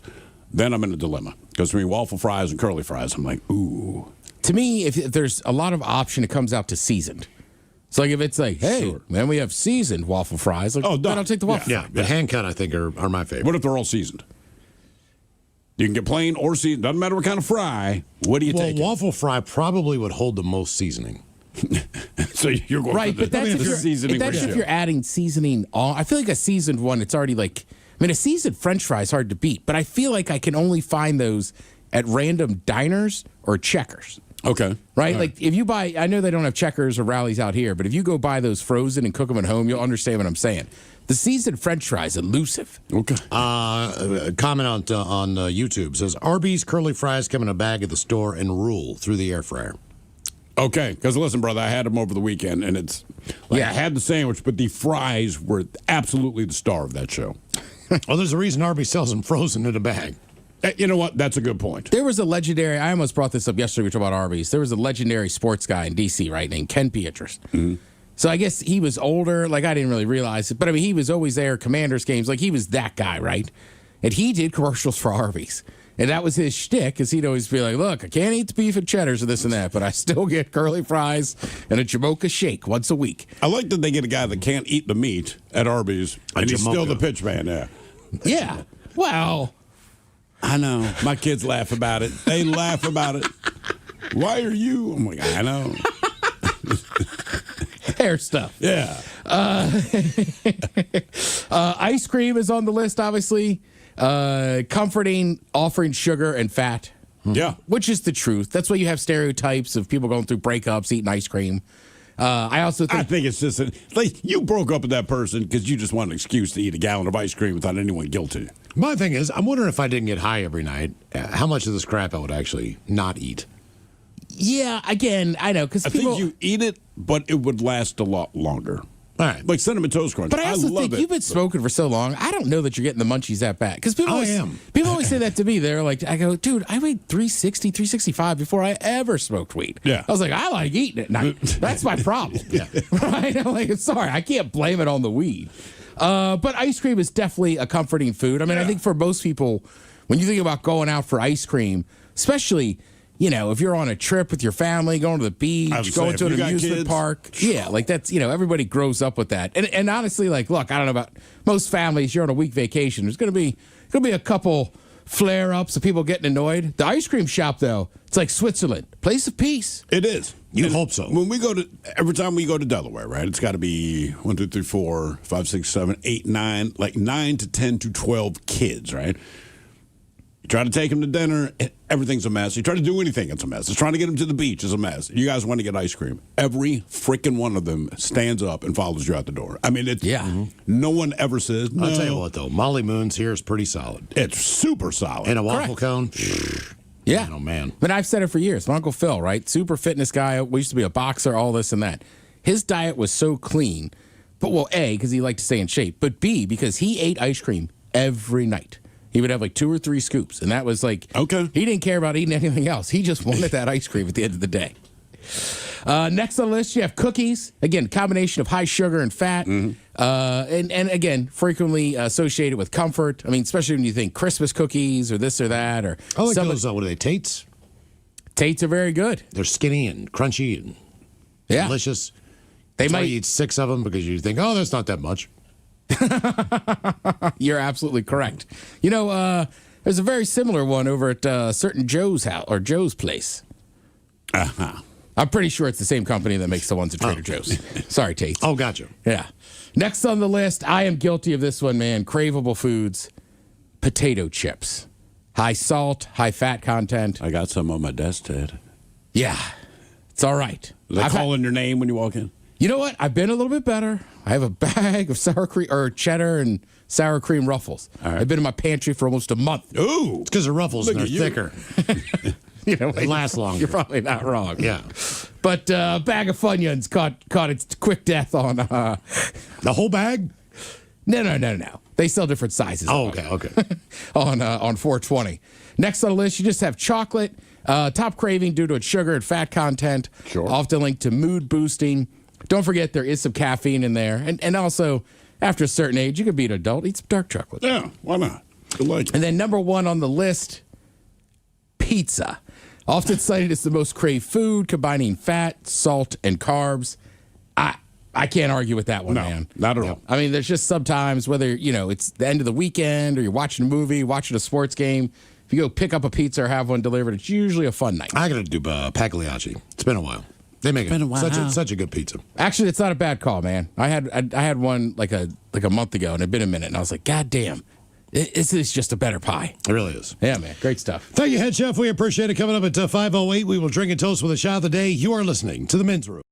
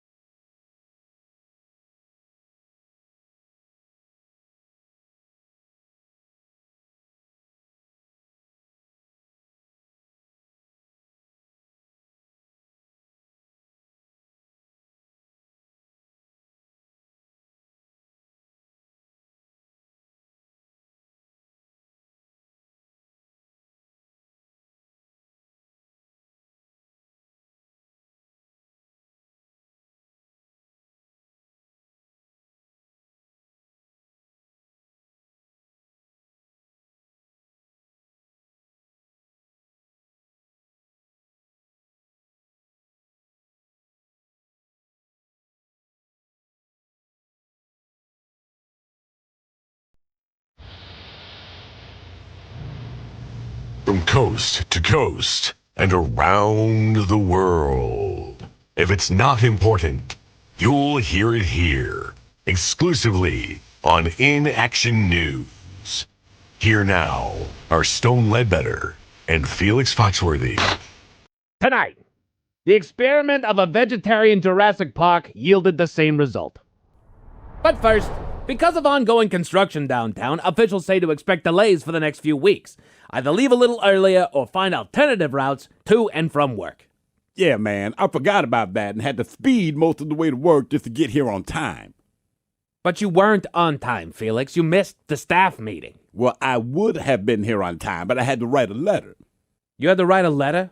What are you talking about? Like I said, man, I was speeding to get here this morning, but I sideswiped the parked car and knocked off the driver's side mirror. You knocked off the mirror? It's not like I did it on purpose, Stone, but yeah, knocked the mirror clean off. So I pulled over and left them a letter. That's very responsive of you, Felix. I couldn't just leave the scene without apologizing, man. Honestly, I would fully expect you to leave the scene without apologizing.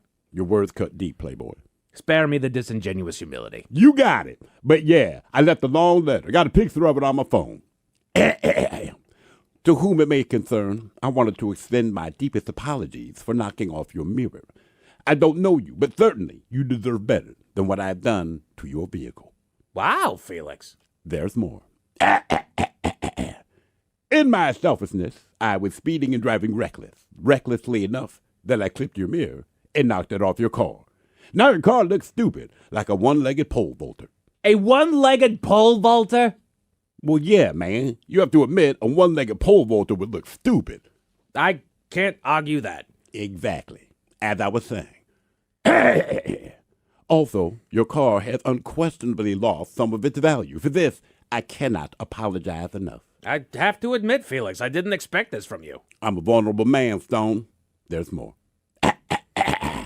In addition to providing my insurance information, I also wanted to pay for dinner for you and a friend at Happy Steakhouse at the Grand Marquis Hotel. Wow, Felix, dinner at the Grand Marquis? That's very generous of you. That's just the tip of the iceberg, man.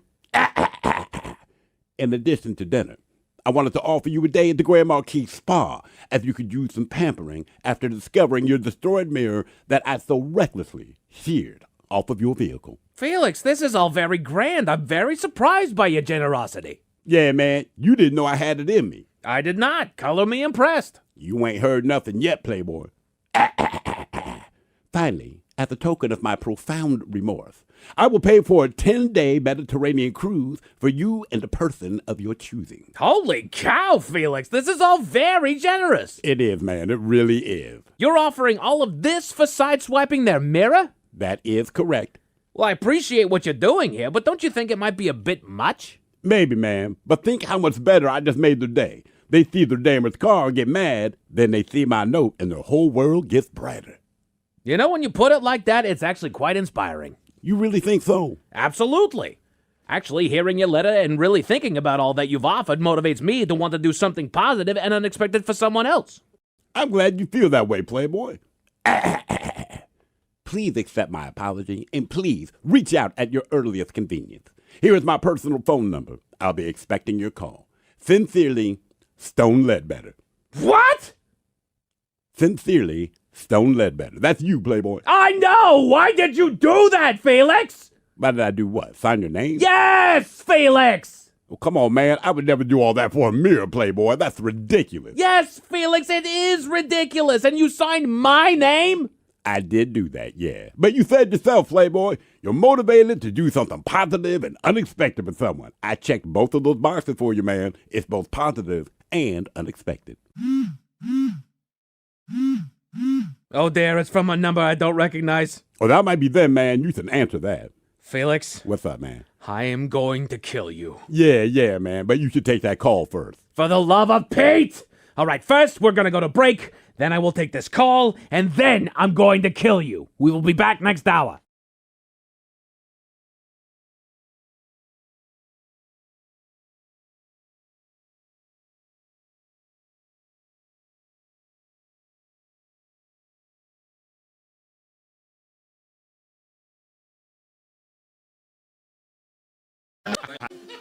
You guys know all of these songs, right?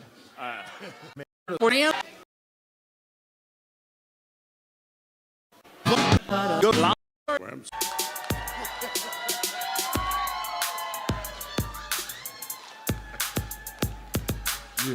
Mike, do we have a new contestant ready to play Big Dummy? You know we do. It's Amy Soto. Amy, come on down to play some Big Dummy. Big Dummy.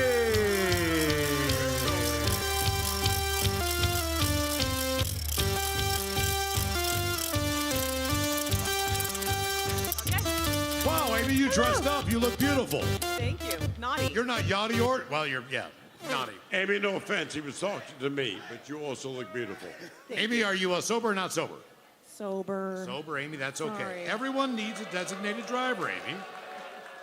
Why do people boo when people do good things? Right? You drunk asses come out. This woman's come up. She's decided to be sober, man. Give her a round of applause. It's a good thing. I'm just kidding. I would not do that. What are you doing? Come on. This is the most harsh environment ever. Like, right. It's like a roast. Sober? Are you ready? I'm ready. All right. So tonight is Naughty and Yachty. We're doing Big Dummy. So we are doing Naughty. We're doing Yachty. And we're doing things that happen in the ocean, right? Because that's where yachts are. Okay. So I was going to ask, and this is impossible, who has the smallest penis? I mean, who owns the largest yacht? I won't bother to go down that. By the way, it's the president of the United Arab Emirates. Is this bigger than Bezos? Bezos has the third smallest penis right now. Huge American penis. Now look, this is just me. I'm just saying, you notice no. 9 KISW. The Men's Room returns with Miles and Thrill. All right, Dakota at 5:08. We'll drink and toast with a shot of the day. And we do have your headlines on the way at 5:50. But first, quick check-in with Mike Hawk and some of the stories and headlines he is not working on. Well, thank you, Miles. A new federal survey found that 8 million Americans used psilocybin in the past year. All right. Psilocybin? That's crazy. I was not one of those 8 million people. That's mushrooms, right? I've heard, yeah. That's the active ingredient. I did. In magic mushrooms. I ate yours. I know, man. Come on. I thought you didn't like them. I thought for sure I was getting those. Look, I just I don't like them. I had a bad trip, and I'm like, I love them. You know, sometimes you taste something for the first time, and you're like, it's okay. Then the older you get, you're like, you know what, I like this a little bit more. So now you like them? Wait a minute, You're you back on grabbed the man's mushrooms? Well, I mean, they were technically mine. I said I would give them to him. So Right. can I, And then I thought you swore off them years ago. It's like the tequila, right?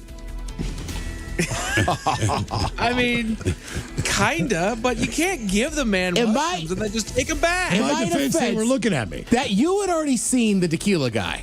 You did not go back to find him. I was smart enough to go back to find him. Yeah. God damn, that bottle was good, Miles. I bet it was. You know what? It mixes well with psilocybin. I've heard.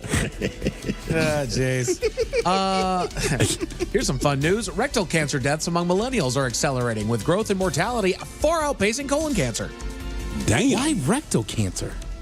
Fiber, apparently. That's the not enough. The is that we're not getting enough fiber in our diet. Like people need to start eating more fruits. Look, and if you vegetables. don't eat fiber, a lot of us don't. That's why I take a Metamucil every night before I go to bed. Yeah, and you it swore has by your that, entire daily fiber intake in one glass with water. Mix it up, throw it down your throat. Wake up, man, smooth and easy on the bathroom side, and you get your fiber.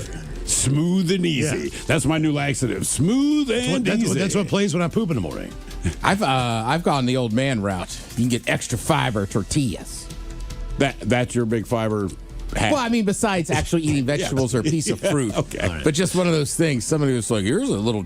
Just like, oh, really? I could sneak a little fiber in through a tortilla? And I hate to say this. Then stuff it with cheese to back you up. Where do you get them?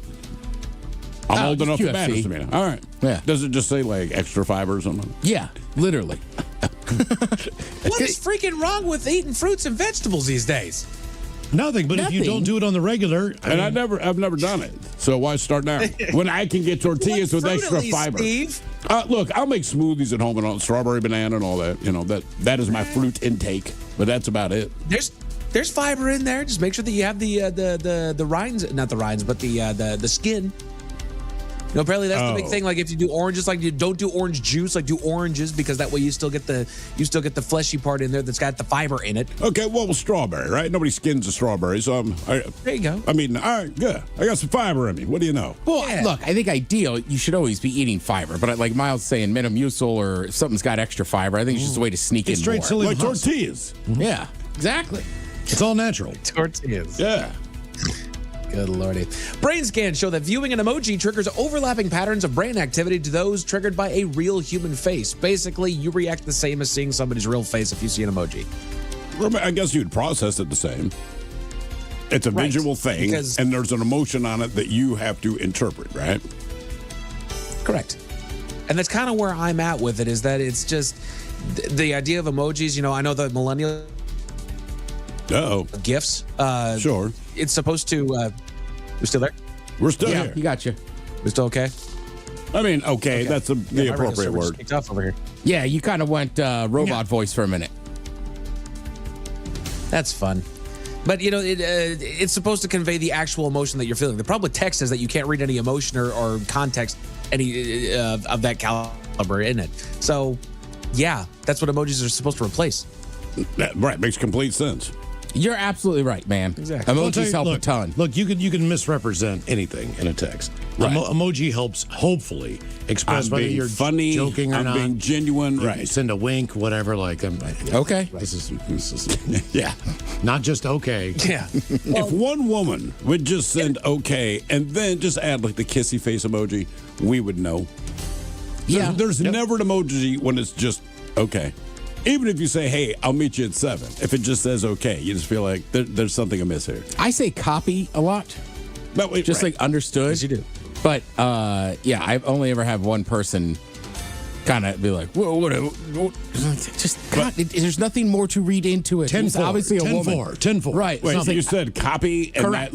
that was it. Over and What out. else could you possibly think that means? Yeah.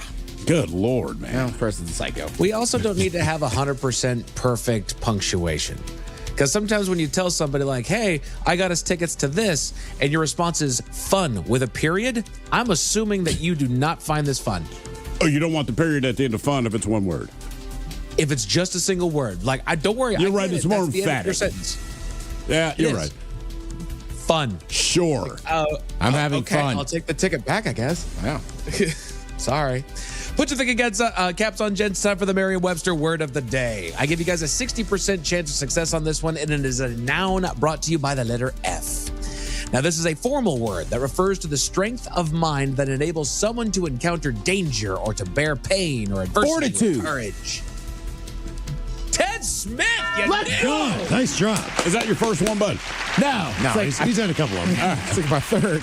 But it's been a while. I think you're leading this race, Steve. I got one yesterday, man. I've been pretty bad. Miles, actually, I think Miles, you've been you were doing on a better than heater. anyone. Yeah. I don't know why. It has been a few It's weeks. that West Virginia public education I got. Yeah. It's your fiber. 50th in the United States. It's a 50. Because he drinks Metamucil. Yeah. That's because he drinks Metamucil. People wonder why I can't pronounce stuff. I'm just dumb. There He you go. poops out the ignorance and retains the smart.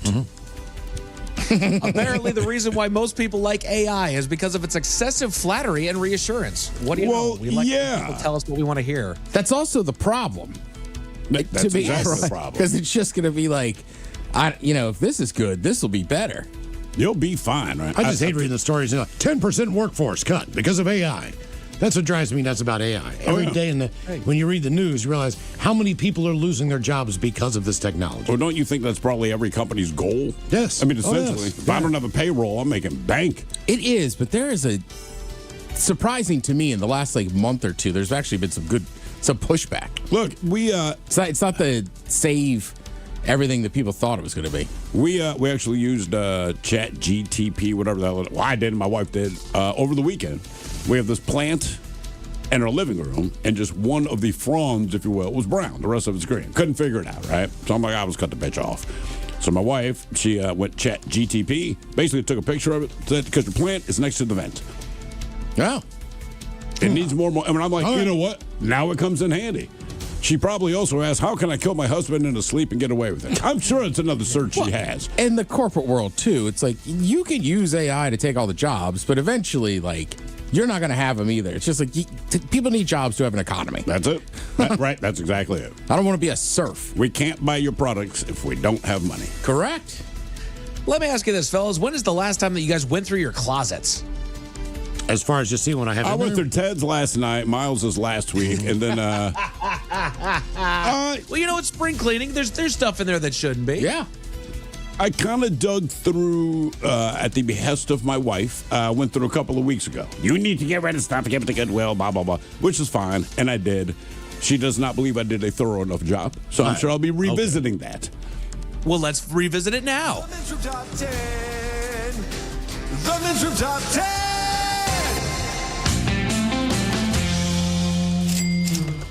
this comes to us from southernliving.com, and it is 10 things that you're storing in your closet that you shouldn't be. Okay, I know I'm not supposed to put human bodies in there, but honest to God, the backyard's full. Yeah. You mean like kidnapped human bodies? Okay, it happened one time, but to be fair, the person we kidnapped was in fact in my closet, and I'm sure to the point of this list, when I opened my door, I did not want him there. I wanted to declutter. No, you did not. They start with muddy shoes. This one should be a no-brainer, but if your shoes have mud on them, do not put them in your closet until they've been cleaned. Yeah. A professional organizer, declutter expert, suggests leaving them in the mudroom or entryway. Your closet should be stress-free, not covered in dirt. Hopefully you have a mudroom. Yeah. Or if not, man, just leave them out on your back porch. Mm-hmm. I was gonna say, even if you don't, like, yeah, I don't know anybody that would just take muddy shoes and throw them in the closet. No. You know, I don't have a mudroom over here, and living in Washington, leaving them out on the back porch is not exactly the best option. So honestly, I leave them in the entryway for a couple days, let them get dried out, and then afterwards I'll go out onto the patio and then knock them out, knock the dirt and dust off of them, and then I'll put them away. It's amazing how loud it is smacking two shoes together. Oh, I know. That goes through the neighborhood. It reminds me of playing baseball when I was a kid. But it feels good when you do it, man. What? Yeah. Keep waiting for, my next door app to go off. Like, did anybody else hear gunshots? Banging my shoes, bro. It's a Rainiers game. No kidding, dude. Every freaking time. What are the explosions for? The Rainiers one. All right, calm down, Gertrude. We're fine. Hazardous materials. Items such as flammable liquids, chemicals, or combustible materials should never find their place in the bedroom closet.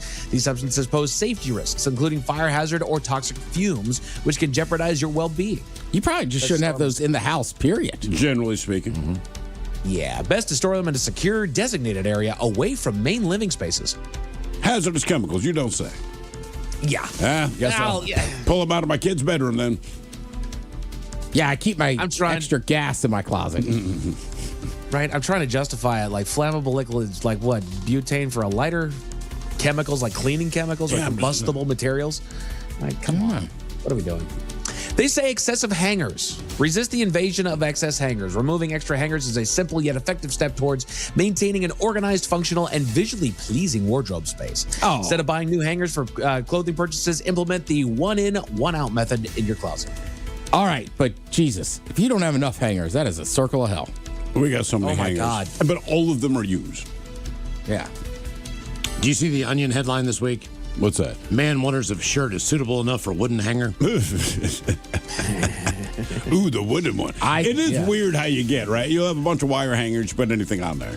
Then there's the wooden hanger, and a lot of times it just hangs bare because you're like, what do I own that is worthy of the wooden? It's like knighting your shirt. Suit or sport coat. Sure. It's the only reason I have them. Mm-hmm. Ted, going to your circle of hell there, not having enough hangers. You ever have pull this move where one hanger just gets chosen to do double duty? What do you mean? Drape another shirt on that hanger? I guess if the shirts are, I feel like if I'm out of hangers, then because I like to hang my shirts, to dry them.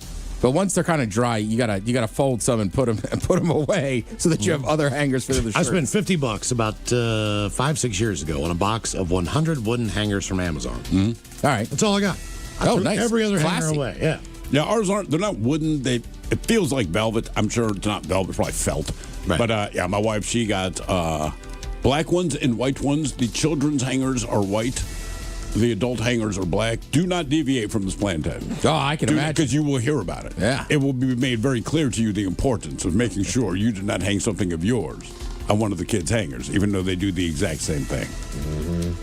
10 things to never store in your closet. They go with pet supplies. While it might seem convenient, storing pet items like food, litter boxes, or pet toys in the bedroom closet can lead to hygiene issues. Who's going to put a litter Litter box items- in their closet? No, Clothes are going to smell like I don't crap. want that next to my bed. No. The litter box is usually like in the farthest corner from anywhere you plan to be. Yes. It's literally the furthest. It's in the back of my house. Yeah, that's what I mean. Ours is in the basement in a corner. You know If why? somebody Because was- the cat keeps pooping in it.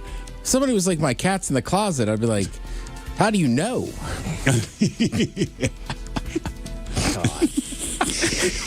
They go with luggage. If possible, store luggage in a separate area like a storage room or under a bed. This prevents it from taking up valuable closet space. I'm guilty of that. Yeah, but I mean, a lot of times you just don't have the space. I to got put it a anywhere two-bedroom place. I just don't have a mudroom. A place to put a litter box in. What? Yep. Workout equipment. Keeping workout gear in your bedroom closet might seem like a space-saving idea, but it can lead to visual and mental clutter. Bulky equipment can occupy valuable space and detract from serene environment that you aim to create in your bedroom.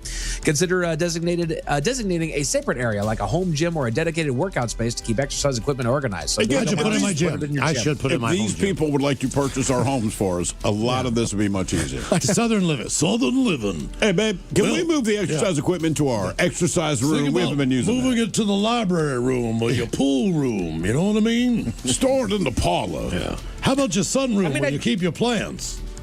It's like we're playing the game Clue. Right, exactly. I do got a couple just, what's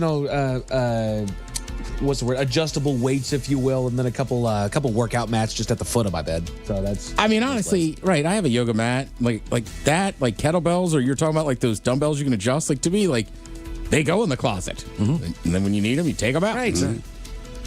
Right, they go in the closet when company comes over, and you don't want to look like you have a bedroom gym gaming That's area. exactly when you leave them out. Yes. You leave them out. lifted, man. Oh, yeah. But then, Hell yeah. During commercial breaks, man. I was going to say, knock out some curls, do some push-ups. Walk in the house, and you're just doing curls. Hey, bro. Put them in the living room next to the coffee table. On every commercial break, a workout, bro.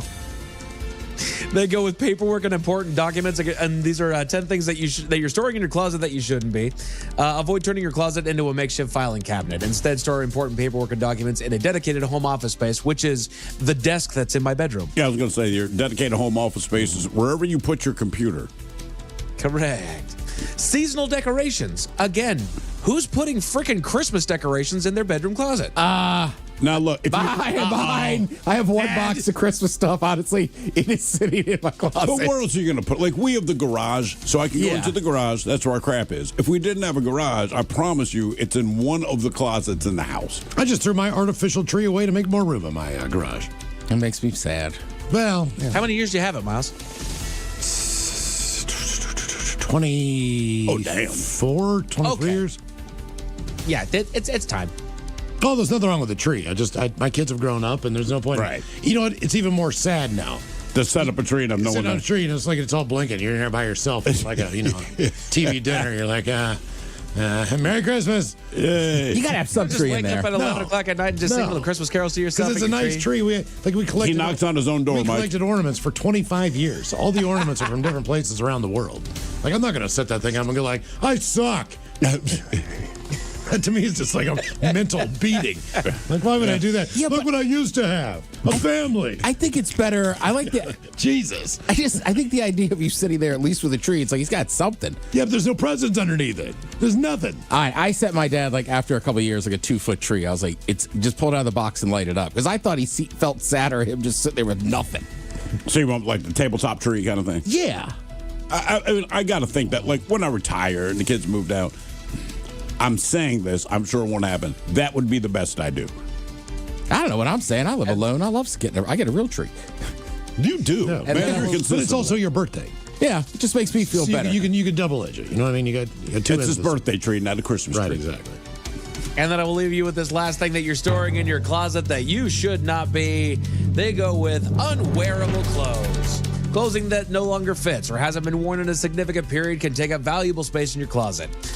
They suggest donating or storing these items elsewhere to ensure that your closet only contains clothing that you regularly wear. It's that horrible thing that you got to do every so often is where you just grab that suit shirt, put it on like, nope, this guy's ready to retire. Also say this, it takes, God almighty, it takes 45 minutes to get through the Goodwill in Ballard because there's such a big line. Yeah. They now have a satellite location in Ballard in the parking lot near the old tire shop where the McDonald's is. So if you just want to drive in and drop something off, that is the most convenient spot. Okay, good to know. In that area. Yeah, there's nobody there. Goodness. A man in Missouri was arrested for having just too much fun in Aldi, Miles. How much fun was he having? Tell you all about it at 5:50. Thank you, sir. Headlines are coming up at 5:50. In the meantime, if we made it to drinking time. Somebody out there deserves to be recognized. And the men's room knows just who it is. So to you, we say, bottoms up, sailor. you're the toast of our shot of the day. Drink time it is, and as usual, we head to the drink desk and Stephen Thrill to find out who we're toasting. Yes, indeed. And today we toast lead singer and guitar player of the Foo Fighters, Mr. Dave Grohl, right? For 30 years now, they've been kicking a lot of ass, in my opinion. But the one thing about him, if you've ever seen him perform, you know for a fact, brother screams his lungs out on stage, but he has a regimen to keep his vocal cords intact. So he went to a doctor 8 years ago to have the doctor check out his vocal cords, and the doctor himself was impressed with how great they look, despite the way he chooses to sing. So someone finally asked him, what is your routine? Now, if you're a fan of rock and roll, not just me and the music, but the lifestyle, I think you'll appreciate this. His routine, he says, quote, an hour before the show, I'll open a beer, and I'll start drinking the beer. Now, I might take an Advil because my knees hurt or my ankles hurt, and then I'll have a shot of whiskey. Now, once the beer is done, I'll open another beer. Then we'll maybe have a group shot of whiskey, which we call the band prayer. Then someone will say 15 minutes until stage. Then I open one more beer, have one more shot, and then I hit the stage. Ladies and gentlemen, that is true rock and roll. The secret to his vocal cords is whiskey. Drink at least 3 beers and keep drinking shots before you take the stage. And he's also a smoker. Just throwing it out there. I saw somebody the other day talking about some other celebrity. I don't know if it was an actor, comedian, and they were like, I saw Dave Grohl at like a festival. So he's like, come have a beer with me. And he's like, dude, we have beers, we're doing shots. He's like, I'm getting kind of drunk. And then Grohl goes to leave. He's like, what are you doing? He's like, I got to go do a show. Yeah. He thought he was already done. Oh, wow. Yeah, I'm saying, man, that dude, that is rock and roll. How do you protect your vocal cords? Whiskey. So we pour this booze and we drink this booze because we think it's yummy. Yummy. So over the tongue and down the throat to party in our tummies. Down the hola bijola. All right, let's get a contestant on the line now for Profile This, 206-803-ROCK. Profile This is next.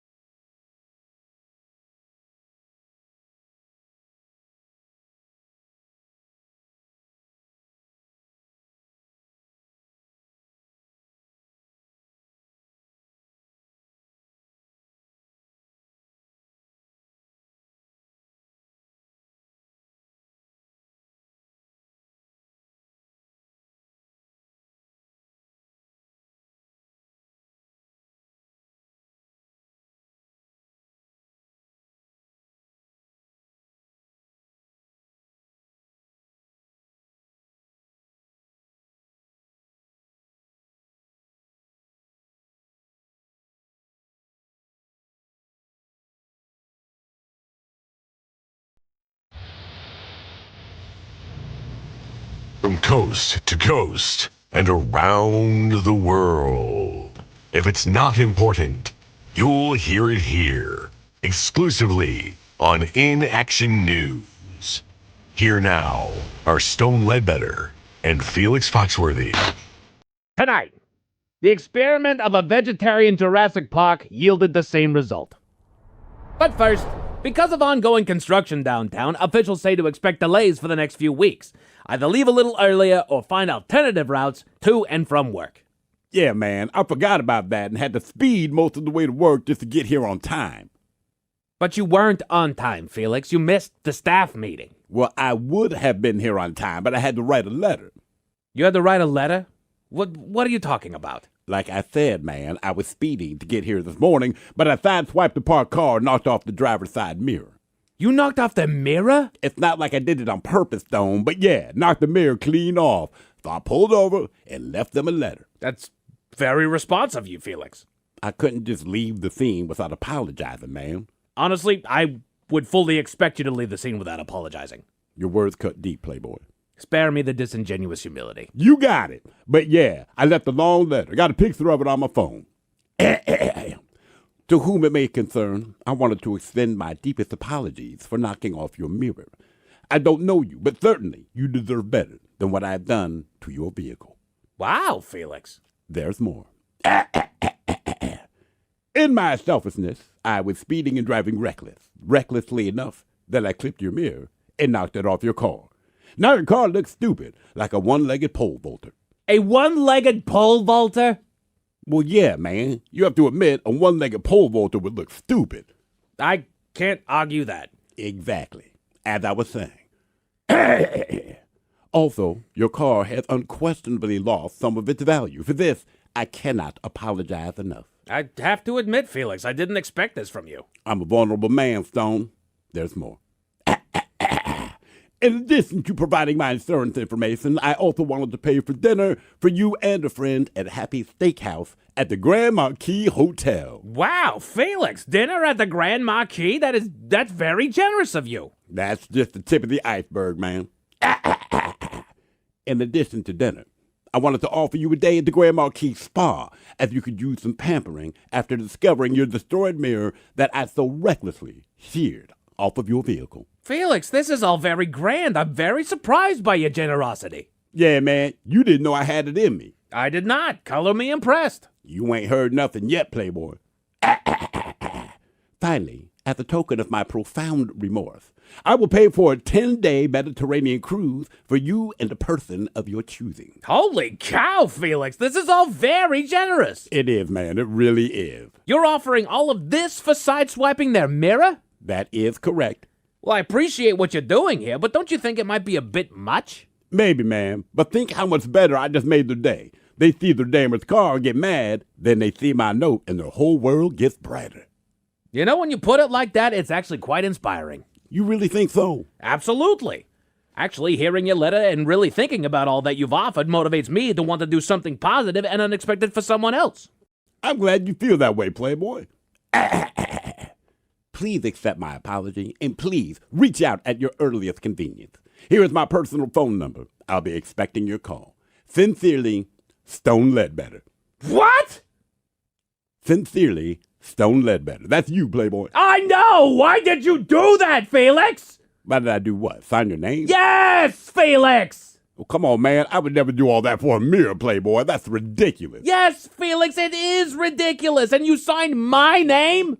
I did do that, yeah. But you said yourself, Playboy, you're motivated to do something positive and unexpected for someone. I checked both of those boxes for you, man. It's both positive and unexpected.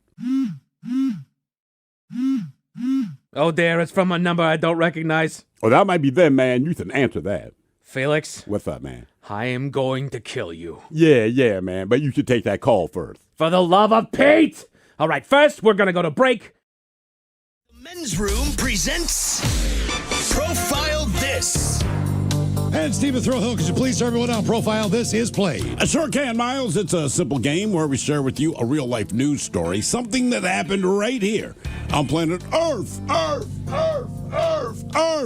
And as you listen to the story, based on the stereotypes you believe to be true of people and the decisions that people make, we'll ask you what it is you think makes the story a story. Hello, Jack. Welcome to the Men's Room. Jack. What's up, brother? Can you hear me? Hola. All right, Jack, you understand how this here game is played? Yes. Fantastic. You have your choice today of one of three categories. We have the wonderful world of drugs. We have interior decorating, where you guess the foreign object that ended up on the inside of someone. And finally today, in the buff, where the person is naked. Either tell us why or where. Oh, let's go with number 2. Interior decorating.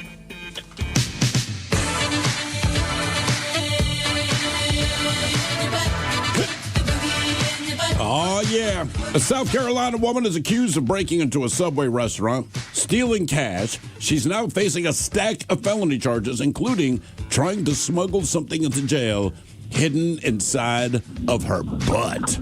Carolyn Earl, 37 years old, she was arrested and deputies connected her to the reported burglary and vandalism at a Subway restaurant. Now, the trouble started when a deputy spotted a car that matched the description of a vehicle tied to the restaurant break-in. When the car was pulled over, deputies say Earl was behind the wheel and was already wanted on active shoplifting warrants. She was arrested on the warrant and also charged as a habitual traffic offender. But then the situation escalated once she was taken to jail. During her booking, officers discovered something concealed in her rectum. Investigators believe she intentionally hid it in an attempt to sneak the contraband into the detention center, adding another serious charge to the list. She's now charged with third-degree burglary, grand larceny involving more than $2,000, malicious injury to property, and introducing contraband into a prison. The question is, what did this pillar of society try to smuggle into jail in her leather Cheerio?